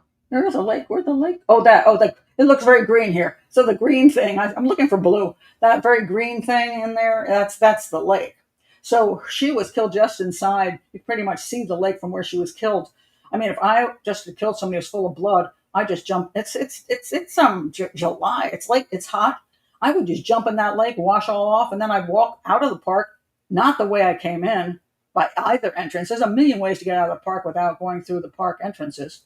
So that guy, whoever killed her, could easily wash off and slip out of the park. But Emma, on the other hand, didn't. I just can't see a time frame where she could have killed her girlfriend right there at the front, killed the dog, killed her girlfriend, and then run and jumped in the water to wash off, then to make the phone call, and then the police find her, and and she has to get rid. She could. I guess she could throw the knife in the water, although they didn't find any. I think they tried to find something there, but they didn't come up with anything, and have no slashes. I mean, for a female to do that much slashing and killing of the dog and everything, yeah, I think there would be a little more bruising or something to her body, something. Because I mean, Katie fought back. It's not like she didn't fight, and so when she made that phone call for 911 and the police are right there, I mean, you think they'd notice if she was the killer, So I just find the time frame. I can't put Emma in it with the time frame. I just think but I think the police know way more stuff with the videos and the time. It bugs the phone. The phone, they must have all the phone information, the times of the text, the times of any phone calls, times she did anything back and forth. The two of them, because they have the phones, and they have the cameras in the entire neighborhood and outside the gates. So they may not know. If they don't know who killed Katie, it's because it's not Emma. That's my theory. It's not Emma. So the problem is one of two things: somebody was in the park like Derek thinks and grabbed her in the park, or somebody followed her in, and they just can't tell who it is. And they're not. I don't know why they wouldn't show that video though. Again, if they're showing people come out of the park. Why can't you show people going into the park? Because then do you recognize this person going into the park? So something is really weird about the whole thing the police are doing. I don't understand at all. I find it very peculiar. I don't know what their issue is. It's driving me nuts because I've worked for police departments before, and sometimes they're very, cagey about things and all that. But in this particular instance, it just makes a lot of sense because it's been 4 years. For God's sakes, do something. Oh, also supposedly Katie had a tattoo on her back, and they said a colorful tattoo. So I don't know if it was a rainbow tattoo or what. And there was supposedly some possible damage to that. So maybe that was, damage down the back of her back into her butt. Was that because it's a hate crime? I don't know. A person's a highly psychotic. They can do some really violent and vicious things, and whatever imaginary thing they've got running. But one of the things people point out about the dog, and I'll point this out, and I'm going to get questions and comments. Usually people don't like to attack people with a pit bull. I mean, if you're walking your poodle, people aren't really that worried. But if you're walking your pit bull, people are usually paranoid of pit bulls. I know it's supposed to be a pit bull mix or something, but still, I'm paranoid of pit bulls. Sorry, guys who have pit bulls, but they scare me. And if you're going to attack a woman in the park, you probably, if you're hanging out there a lot of days, like Derek thinks, person just hanging out in the park a lot, which is possible because that's sometimes just who is available. I'm pretty sure you might want to pick somebody without a dog, without a pit bull, make it easier. Just a small woman running by with no dog. Grab her. Why grab a woman who's running by with a dog?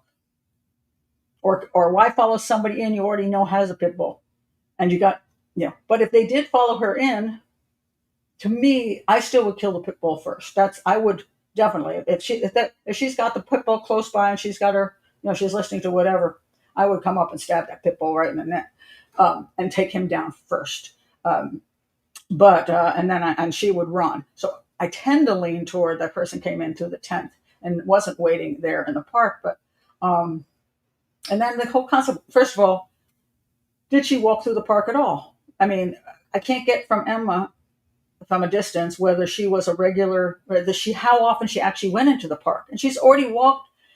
She's been out there. She's walked up to the place again. 20 minutes to 11:30. She had to at least be 20 minutes in at 11:30. Then another 40 minutes someplace. She's up to an hour walking that damn dog. Is she really going to walk all the way through the park again? Is she really going to do that? Or did she maybe just want to walk down and just walk in the entrance of the park? Maybe the dog would go to the bathroom or something, and she thought, we'll just walk into the park and just right there. There are bathrooms there at the park. I don't know if they're closed. Maybe she wanted to go to the bathroom. I don't know. But I find it weird that she would still want to walk another whole lap of the park. Um, so there's a lot of things missing in this case. And I think those are worth pointing out because if you're going to analyze something, you got to be willing to point out the things that don't make sense or that we don't have a proper information on. All right, I'll go to some comments. All right. Could they have been high as a kite? Yes. Now we do have some really horrible crimes that are committed by people who are massively high on something, especially if it's agitated, something very agitated like agitate you like meth. Yes, they can get to the point where they're very over energetic and they can go really berserko. Oh, I need Pat to explain the difference between a serial killer and a psychotic attack. Okay, most serial killers are psychopaths. They know what they're doing, they plan it, they commit the crime, and then they cover it up. Generally speaking, in a park like this, where there's a limited time frame, usually there's a sexual assault involved. Usually, so generally speaking, that guy would grab her, maybe stab her, and then rape her, and then kill her, and get out of there. Or he would pull her out, and then he'd hit her head over the rock, or he'd strangle her, something like that. But he probably wouldn't stab her 50 times in the park while in a public location, even if it was slightly off. You got a limited time. I mean, it's late. You probably think nobody else is coming through there, but that's a lot to do. And then to start carving crap into her body, and also have to deal with the damn dog. That's a lot of stuff. And generally speaking, a serial killer, and there's a number of types of serial killers. Which are psychopaths. So, you can kidnap a woman, take her to your basement, and then you can torture her for days. And you can attack. There's a lot of women attack when they're jogging. That happens all the time. But usually the attacks are somewhat limited in how much damage. Now, somebody was mentioning the attack up here in Maryland. So she went running and she was pulled into underneath a tunnel. What do you call those things? Where the water goes through, So this guy pulled her in there, and because he pulled her off the path and he beat her to death, and it was a pretty brutal crime, but it was also rape. She was sexually assaulted, and so this one is such a strange bunch of stuff together that it doesn't seem like a regular serial killer. It seems like someone who is either not really together upstairs. Now, mind you, can be a psychopath who is also psychotic. Where there can be a mix. And the one I just did, the show I just did recently about the 6 schizophrenic brothers, I believe 2 of those brothers were actually psychopaths who also then became schizophrenic. Well, actually 1. I thought the other one was never schizophrenic. So I think it was 5 brothers who were schizophrenic. Maybe. But the first one definitely to me was a psychopath early on, and then started also becoming, having some issues and going into psychosis. So it's just the crime is so extreme at that location and has so many bizarre things to it. It seems to me more likely that we have somebody in some kind of psychosis. And now that could be a complete stranger. It could be a homeless guy who's already schizophrenic, who's also doing drugs. It could be, God knows, it could be a gang. It could be a gang thing. Some gang guy who just, supposed to go kill some lady in the park and he took it to an extreme. It could be, and theoretically, it could be somebody who was very angry with her to the point where they didn't care who caught them and they were willing to just destroy this person, absolutely destroy them so that they would pay them back for whatever, whether it be a hate crime because you're a lesbian, or whether it be because some people think that Emma was so angry with her she was willing to, destroy her just to pay her back for whatever, that nobody seems to know what the heck what would drive her to do that level of horrific crime. Now, mind you, there are cold-blooded people out there. Theoretically, Emma could be a psychopath, and she could have been totally pissed at her. But I didn't see the evidence of that. I don't have evidence of a history of that. Um, they were to, I don't see the time frame working, so I just personally cannot at this point make her the one who did it. Somebody's making me hungry. Oh, my dinner. Where's my dinner? I don't have any. I think I'm out of food. um, Not necessarily true, Liz. This is a mistake that is often made, that if it's a serial killer, it's got to be more victims. Serial killers do not kill that often. For the most part, some have 6 months between, 2 years between, lots of empty time between. Now, you hear about the ones who, oh, yeah, all of a sudden there's one and there's another and another. Not necessarily so. So you can have somebody, but then also they can move. So he could have killed her, and then he could have, homeless, whatever. He could have been homeless. He could have been somebody who just, who was in the area, a transit person. He could have gotten on a Greyhound bus and be killing somebody in Montana. So could it be a serial killer? Yes, but just at this point, there's just no proof. Culvert, Culvert. Yeah, something like that. Culvert. I lose my English ability at certain points. Don't attackers often cut their hands, slipping due to the blood? Yes, they do. That is true.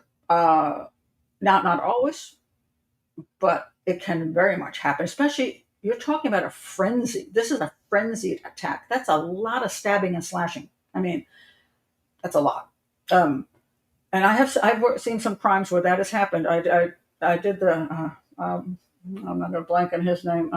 The Pennsylvania boy, the teen that killed his brother, and he stabbed him a whole pile of times and slashed his throat and everything. That was a brutal crime inside the house. So there, you can do it very quickly, because I kid a lot of stab wounds, and I think I ran around the house stabbing. I have actually in that. If I remember, I'll put that one linked, because I actually ran around the house to show how quickly this thing could have gone down. And I think I came up with like less than a minute or a minute and a half, or like almost like 50 stabs. So I can't remember how many times he stabbed, but you could do it. And this was a teenage boy who did it.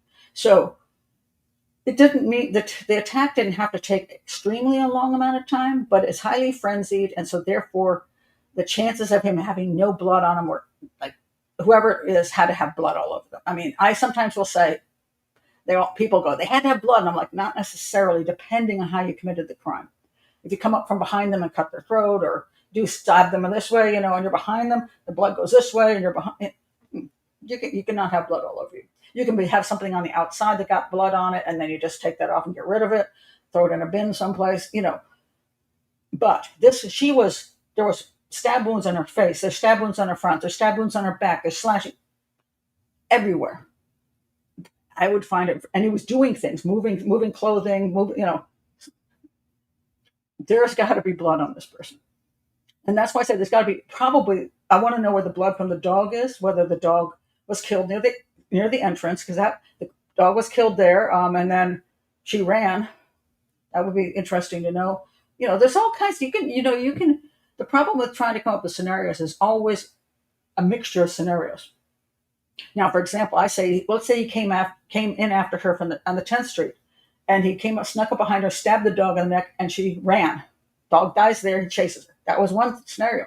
What happens if, like Derek thinks, somehow the guy's already in the park, and she's coming around from the 12th Street going toward the 10th Street? Now, he thinks the guy jumped out of the tree, from behind the tree, grabbed her, stabbed her, and the dog attacked him, and he attacked the dog, and then the dog went toward the exit. That, as I say, there would be blood there, but we don't know about it. Well, let's say there wasn't blood there. Could she still have come from the 12th Street? Yes. Maybe she got as far, maybe she did get close to the exit. She was almost exiting the park when the guy grabbed her, or stabbed the dog right there, and he blocked her way, and she went back into the park. You can come up with a million scenarios. And the reason you can do that, especially, is because you don't have the evidence. The more evidence you have, the narrower your scenario can get, which is much more useful, because then you can say, okay, we eliminate this because that didn't happen. But now, from the outside, without crime scene photos, crime scene videos, any of this stuff that we need to know, very hard to determine what happened. The only thing I can say is that they're holding a lot of stuff from the public. I don't know why. And why won't they clear Emma? I don't know why. Because I can't, I have a hell of a time getting her there in time to do this. It just makes no sense to me. Um, and I don't know why they won't at this point. 4 years in, is there anything else you could tell the public that just might frickin' help? For example, if they don't seem to have DNA, I don't think. Why would they lie about that? Because they should say, we've got DNA and we put it into CODIS. Why can't they say that? But if they don't have DNA, why don't they? Is it because the killer didn't cut himself? In which case you wouldn't have the killer's DNA, or the dog didn't bite him? Because that would be useful to know. If the guy did cut himself, and that's how you got DNA, for example, you'd want the public to know this guy, we're looking for a person who has slash marks on their hands, or this person was cut during this thing. Do you know somebody who the next morning when you saw him had his hand wrapped up in a Band-Aid, and you know he hangs out at that park? This is kind of information you want to give the public. Do you know a person who does this? Do you know a person who was in this condition? Do you know a person who was drenched in blood? Do you know why aren't the police saying anything? Why would you release the autopsy report and the FAT thing? Why was that something to? I mean, that first, well, but if the police are going to do that, they might want to give some hints. Like, here's another thing. FAT could be the person's initials. Frank Albert Thompson. If you're Frank Albert Thompson, I'm not saying it to you. I just made that name up. I'm going to get sued now. It's like, it wasn't me. But it could be somebody putting their initials on. You think that's crazy? Well, what if the guy's crazy? And he thinks it's cool. He wants to sign his work. FAT could have nothing to do with that. It could just be his initials. So I don't know, but they're not giving any information to help the public. And I said what they're giving out is like, why are you doing that? Is it just to annoy the person who committed the crime? Do you think it's Emma and you want to put out the autopsy report just to torture her and make her feel guilty so she'll come and confess? Is that what your issue is? But how do you get her in the time frame? And if you do have, where are your videos of her going into the park then? Earlier, in time to kill her girlfriend. Why wouldn't you have those videos? If you have those videos, and she's been interviewed, she supposedly was cooperative, and she's been interviewed, but now 4 years has gone by. Oh, one other reason people don't like her is supposedly, I think she supposedly got a bunch of money in a fund, a GoFundMe thing. So somebody set up the GoFundMe thing, and she got where was the thing, and that pissed people off. I think she got like, let me see where this is. And does that show some kind of behavior on her part that's really concerning? Let's see. I think it was like, I can't find it now. I think it was like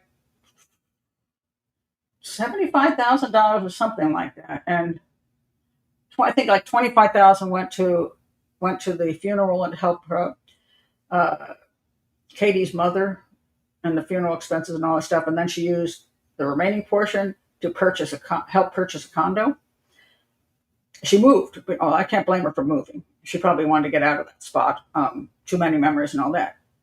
And then she moved someplace, and she put money into getting a condo, and she used the money from that to do that. People think that was inappropriate. That maybe she should have put that into a fund, put it into a reward fund, or put it into help, LGBTQ community or whatever, something, but not just to buy a condo. So a lot of people thought that was kind of cold-blooded of her. So that's another reason why there people have some issues with her. And I don't know why she did that, because there's just very little out there. That's a good point too. Psychotic people are super strong. Can be true. You would think she'd have some cuts. You would think. I mean, it's not like but again, it could be, sometimes there's a thing called luck. But luck is always problematic in a lot of cases. When people get away with stuff, it's not because they were brilliant or it was well planned. It's just they got freaking lucky for whatever reasons. But the time frame, again, is so short that, I don't know where she would have had time with the time frame to get through not being seen from 12:09 to 12:09 to 1. There's that about 50 minutes that somehow she get that distance, commit the crime, and then manage to get rid of the weapon, get rid of her bloody clothes, have no cuts. I mean, and then was she seen? I mean, did she go home? She went home. She definitely didn't have any time. I can't make it work. So, drive me crazy.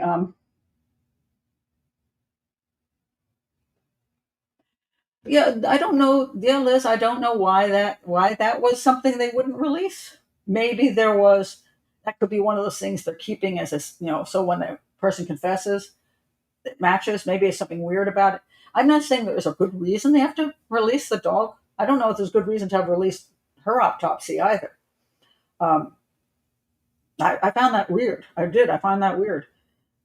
And to tell you the truth, the only reason I would have ever done that would be to put pressure on Emma, not to put pressure on anybody else. Because if you have a serial killer or a psychotic guy out there, committing this thing in a frenzy, he's going to look at that in a newspaper or find that on the internet. I don't think it was a newspaper, internet one day and go, "Oh my God, I feel bad. I think I'll go turn myself in." I don't. It makes no sense. So I can't. I just don't know. I don't know whether they're trying to shake her up and there's some reason why they suspect her. But if that's true, they must have something. And how did she do it in that period of time and not be seen? I say it just could there be more than one killer? I doubt. No, I truly doubt it. That's one of those times. It's too much of a mess. It's one of those things you got to be really, you know, crazy. um, I don't agree with that at all. No, I don't think so. No, no, I don't, Dee Dee.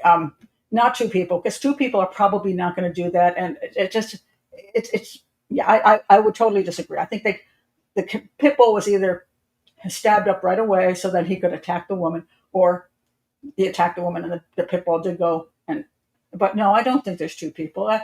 It's too weird a crime for two people to be involved in carving things into bodies and stuff. I rarely see any instances like that. When you have a two-person crime, it looks very different. Just I oh, as far as the knife goes, I don't even know what the knife was used because they didn't even go into that in the autopsy report. So I don't know. The autopsy report was kind of strange too. So I don't know. Um, let's see if anything. No, they're just not. They're not going to do that to the owner just because of the pit bull. No, that's too extreme. It's too extreme. I mean, that's yeah. I don't know. Yeah, I would. Yeah, no. I don't think you go after the pit bull and then bother to kill the owner in that fashion. Now, could I believe it if um, she had tried to Let's say somebody tried to attack her pit bull because I hate pit bulls, and then she tried to stop the attack from happening. Then you would see her being attacked right there with the pit bull, and well, theoretically that could happen under the tree, like Derek seems to think it could happen. Let's say he attacked the pit bull on the way through. I'm sorry. I can't have that level of attack. No, a couple stab wounds I'd go with, but 50 and all the weird things that were done to the body of the woman. That's not angry at a pet owner. That's just not. Um, that's somebody who wants to carve her up in hatred.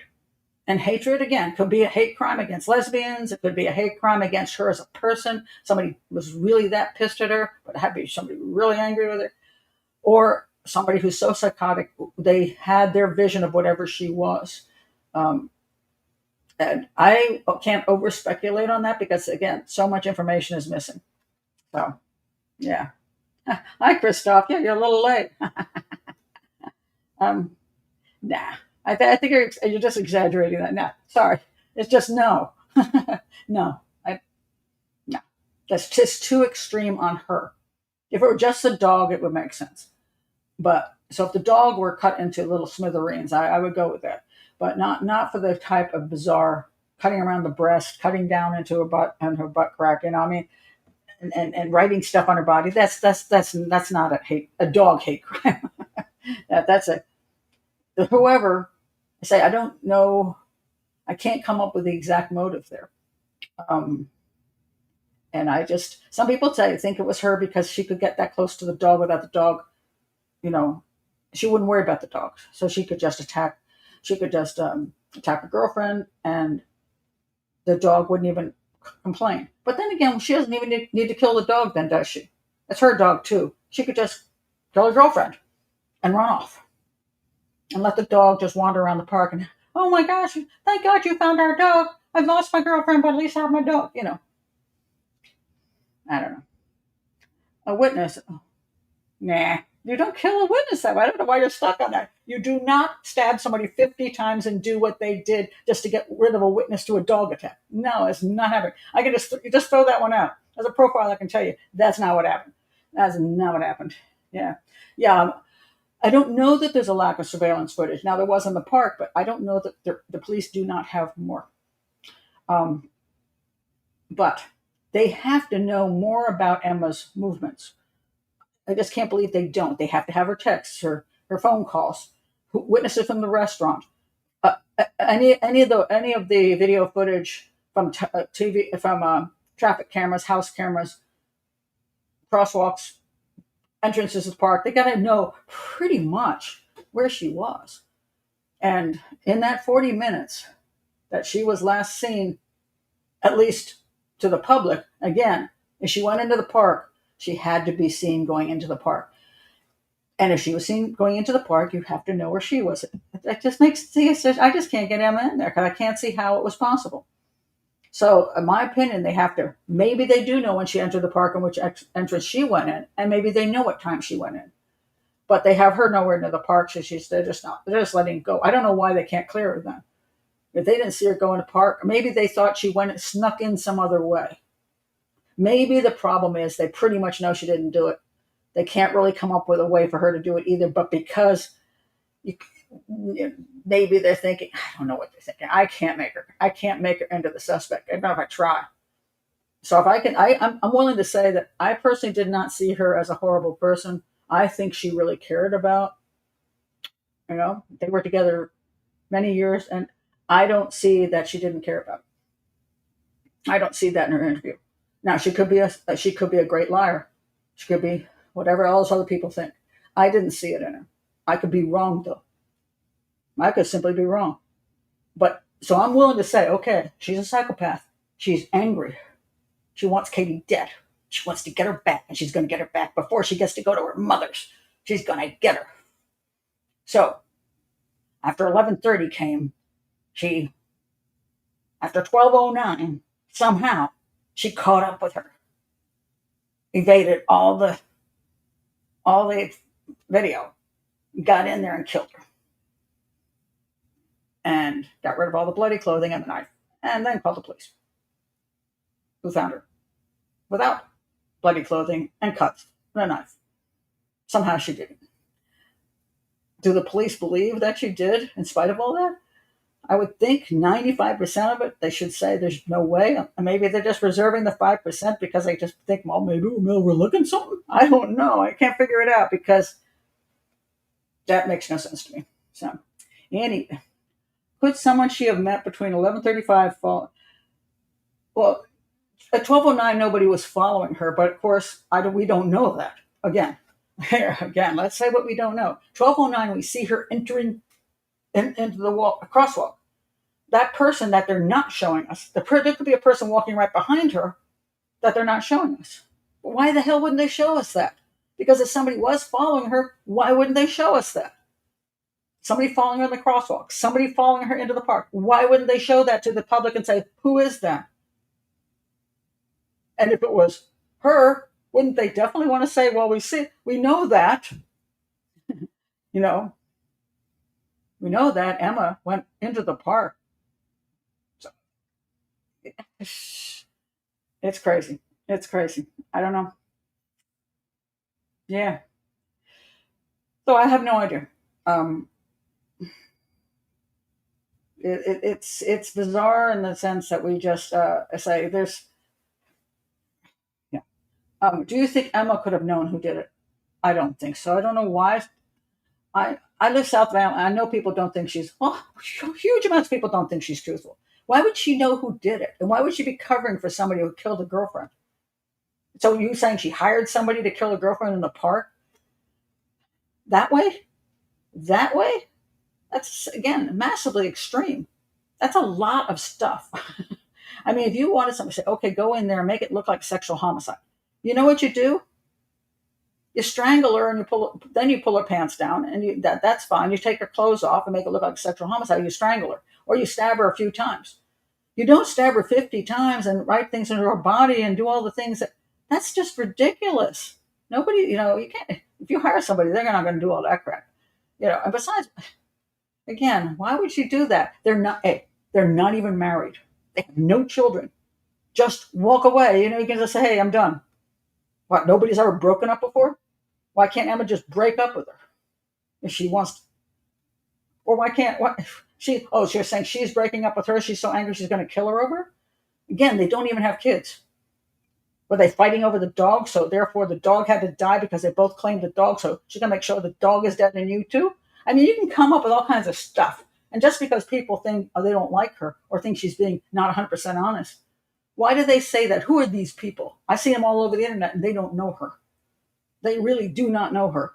And it's I don't mind the speculation, but the things they're saying are just nonsense stuff. And they're not looking at the entire case. They looked at one interview and decided, oh, she did it. No, just makes me annoyed. And again, I'm not willing to say that I couldn't be wrong, but I just don't see any evidence. And to have that there would be zero evidence pointing to her to the point where the police can't arrest her. No, no.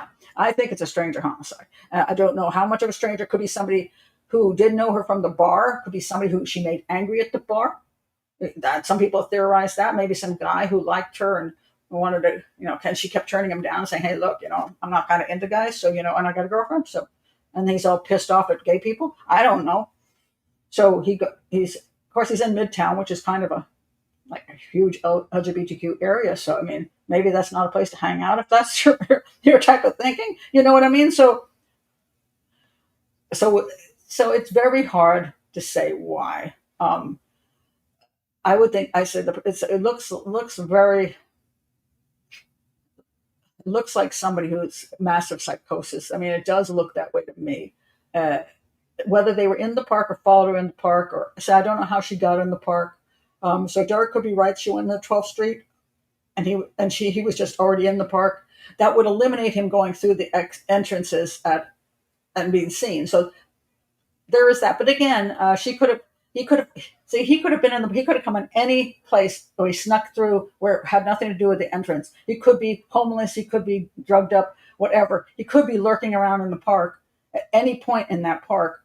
And when she got to that near the 10th Street entrance, whether she was coming toward it or going through it, he attacked her. It's hard to know.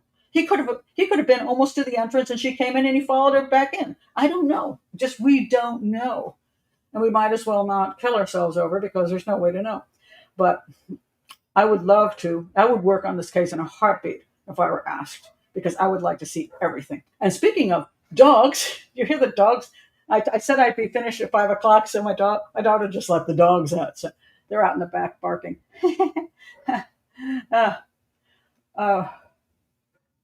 2009.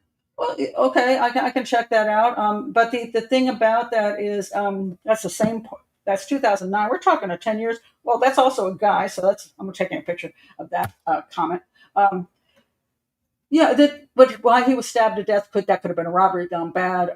It doesn't have to be the same park. Just because a person commits a crime in one park doesn't mean that the next crime he's not going to commit is a mile away, or he gets on that Greyhound bus and he's somewhere else. So. And Christoph, I find it very suspicious you only turned up now. I think he's in Germany. Were you in Atlanta 4 years ago, Christoph? What? Chat GPT says Antonio Brown was arrested and charged with murder after DNA linked him to the scene, but no clue if this is true. Well, it wasn't true yesterday. I mean, what? I mean, I've just looked at this stuff. I mean, who's Antonio Brown anyway? Who's that? Okay, now I'm going to look it up just because. I mean, looked up this stuff and I saw nothing of anybody being arrested. So that seems weird. Okay, Antonio Brown, not the what? Not the football player. Antonio. Wait a minute. Antonio Brown.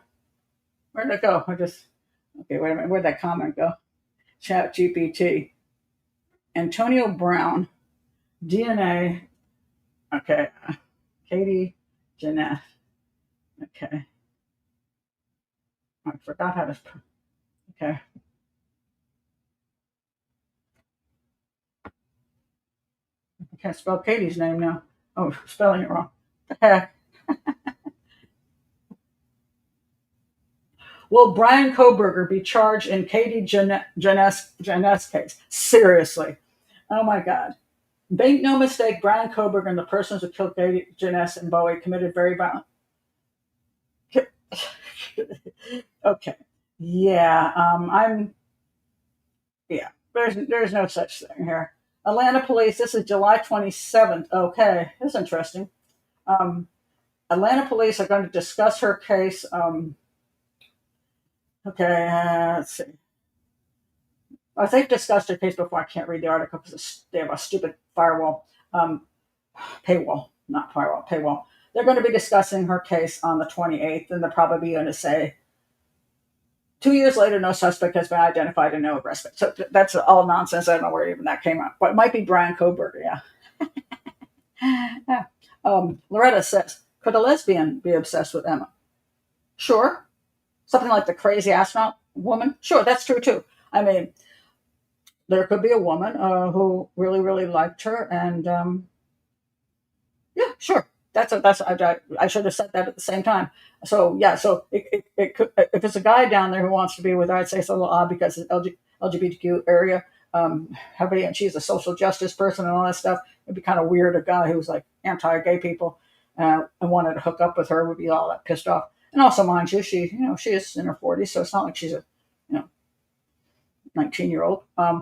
But could there be a woman who was very interested in her and wanted? She should get rid of her then. You know what I mean?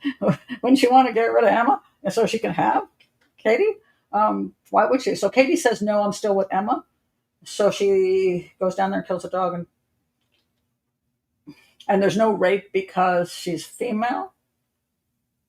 Okay. And FAT. Well, that I don't know. I mean, is it a possibility? Yes. Can't rule that out. Can't rule out it's female. It's a very tough female, mind you, because that's a pretty tough crime. I mean, it really is. I mean, but I mean, females can be vicious, and there are some females who can do some pretty darn good damage. So it's not like females can't, stab somebody to death. So yeah, could be. Could be. No, I wouldn't take that one off the plate. I should have mentioned that earlier. Yeah, very good. Very good. Again, you don't want to have tunnel vision, so you want to have these different avenues of, even with Emma, I would, if she's over here as a police officer, a police detective, I would be, and a profiler, if I work in the case, I would be absolutely sure to rule her in or rule her out 100%, as much as I could do it. I'd be all over everything to do with Emma, just to make sure, even though I don't see how it happened and that she did it. I don't have any reason to believe she's involved. I would also want to be absolutely sure I knew everything and could make sure that I can't, there's no way, and there's absolutely zero way she could have done it. Okay, now we can eliminate her and move on. Or it's so unlikely she did it, but we're going to keep the 5% there just in case. And then we're going to put more of our efforts over here because we just can't come up with anything over here at the moment that we're not kill ourselves over here. So we're going to focus over here. But we'll send out the autopsy report just to freak her out in case she wants to run in and confess. But they want to keep your option. You want to keep your options open, but you don't want to waste 100% of your time investigating somebody who is unlikely to have done it either. So, hello, doggies. I can hear the doggies. Uh, Cauliflower probably just popped up on Chat GPT. You never know. Putting out false information, right? Oh my God. um, so, and there's also one other thing I'll mention before I quit. How much does a person remember? Now she's working. She shouldn't be drinking. Could she have been drinking? Sure, she could have been drinking. Could she? I don't know what her drug use is, whether she uses drugs, doesn't use drugs, and or smokes weed, doesn't smoke weed. But Emma's perception could be off if she was, maybe she was going to on, maybe she stepped out and smoked some weed or drank a little something. So when Katie came through, whatever discussion they had, maybe she misremembered it or thought she said this and didn't say that, or maybe whatever. I don't know. It's hard to say because that could make somebody a little bit less accurate in their times and things like that. And of course, you're also busy. If you're busy, you're not necessarily paying that much attention to time. If somebody said, "What time did you leave the house, Pat?" I'm like, "Well, I left the house at 1:22." I might say, left the house at, I think I left the house at 1:30. And it turns out I left the house at 1:40, or I left the house at 1:20 because I never looked at the freaking clock. Unless I was going someplace where I know I have to be there exactly at a certain time, and therefore I have to leave at 1:30 to be able to get there by 2. Yeah, I might have no clue exactly when I left if I just ran out the door. So she finished up working, and if she's not clocking in and clocking out, which she might, a lot of those places, that's not what you're doing when you're working there in the bar. You have your shift, and then she's closing up. She gets stuff done. She's okay, I'm done with that, and I'll go home now. She may not, Now you think maybe she would look at her phone to see if she did Katie text me. You think she'd look at her phone, but I've looked at my phone and maybe didn't pay attention to the time that the text came in or didn't come in. So some of that stuff you have to give people a little leeway, so they're not necessarily going to be exactly accurate all the time. Now I don't know if her story changed from we were going to meet and she was going to walk me home to I just went straight home. Now if her story changed dramatically, that would be interesting. And I don't know where these two different stories come from. Again, they are the only story I know that I caught from her mouth was after work I went home because I thought she was going home. She's going to walk the dog somewhere and then walk home. That makes sense. But I could also see why she'd say, "Well, I'll come back and walk you home," if they were like real close and all that, just felt like it. And they were going to be apart for a while because Katie's going home to see mom. So maybe she did want to go and walk her girlfriend home. Maybe she did. Maybe that was the plan. So I don't know because I can't figure out where the other information came from about the text meeting up and texting and walking home. I don't know where that came from. I do know she said she left and went straight home, and then Katie wasn't there. So yeah, um, yeah, okay. Definitely could be female. There was a case here, and the killer was a 12-year-old girl named Sharon Carr. They thought they were looking for a guy. Yeah, we have the case up, one I always forget the name of again, where the church woman killed the little girl and put her in a suitcase. And it looked like it would be a male sex predator. It turned out to be a church lady. Go figure, What was that case? Oh, I did a show on that case too, but I can't remember. Cheryl says, "Pat, this is very interesting. You could really help the police." Well, I don't know if I can really help the police. I don't know what the police are doing. Now, I have gone into work certain cases where I was surprised when I got there because I always think when I go someplace that surely they must have checked this stuff out. They must have. They must. And then I get in there and think, "Oh my God, didn't you look down this way? Didn't you do this?" And I found out they didn't. And I think, "Oh my God, you've been going the wrong direction for the whole time." So I actually have found for a good portion of times I've gone in on a cold case, I have been able to find something that they were not focusing on or find information that would be helpful to the case. But I always had that funny feeling when I'm going there because they're thinking, what a wasted trip this is going to be. When I walk in and go, "Yep, I agree, goodbye." I was like, well, I got nothing to do here. Great job. Great job. And I've dealt with some apartments who've done a great job in certain things. Like I had one department that did the most fabulous photography and great interviews, but they had the absolute wrong motive for the crime. They had the wrong everything. Their analyses were terrible, but their crime work was great. I mean, they did everything by the book and really great job, but they couldn't analyze it well. I went to another case where it was fairly well analyzed, and the police chief and I were on the same page, or sheriff, I can't remember. Sheriff was on the same page. We were in Texas, and he had me. I was helping him at that point. We were well, he wanted me to help convince the family of who did it because they were making accusations. And so I did help the family, and the family did agree. I got them to agree. And then we had a whole plan of how we were going to go after the fellow who did it. And it got shot down by the prosecutor. And so it's still an open case. Very annoying. So I have, but in this case, if I went down to Atlanta and worked with the police department, I could walk in and say, "Oh, that's why you haven't released any of this stuff to the public." Gotcha. You know, I would love to know. I would. So a couple things. Sometimes what can happen is if I go down there and I totally agree with them, and I think they've done everything. Sometimes they would like me to tell the family they are doing a good job because they know I'm not a pushover. So I will not tell the family they're doing a great job and don't worry about it. If there's a reason to worry, I might not say much. I might not tell the family what's going on because if work with the police, I'm not going to go rat them out to the family. But I also wouldn't praise them heavily if I think they screwed the case up or they just, not screwing it up, but doing the best they can. But I still have other things that you know, I can find and learn and maybe help their case move in the right direction. I wouldn't be telling the family those details because that way, the police aren't going to have somebody come work with them who's going to then run to the family with everything. So I would go there with the concept that I was going to just work with the police and hopefully whatever I could offer as part of the team would help them further the case. But it's a weird case, and I don't understand a lot of this missing information and misinformation that this case has. And yeah, I don't know. So anyway, that's it. Fascinating case, and yeah.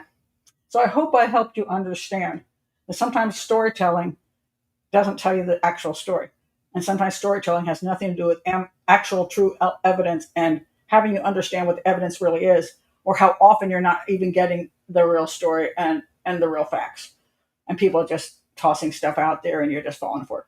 So because it's out there. So anyway, thank you guys for being here, and I'll see some of you on Thursday evening at 7 p.m. Eastern time for the Hangout. And again, if you're new to the channel, please do like and subscribe and join Patreon if you'd like to be at the Hangout on Thursday and at the next case show on Sunday. So thank you guys for being here. Good night, everybody. Stay safe. Really do. Don't go walking in park. Oh, Derek's like, if you're walking in a park, you want to make sure at night, walk in a park at night, make sure you don't have those earbuds in and you're looking around. I'm like, how about just saying don't walk in a park at night? Wouldn't that be smarter? Bye-bye, everybody.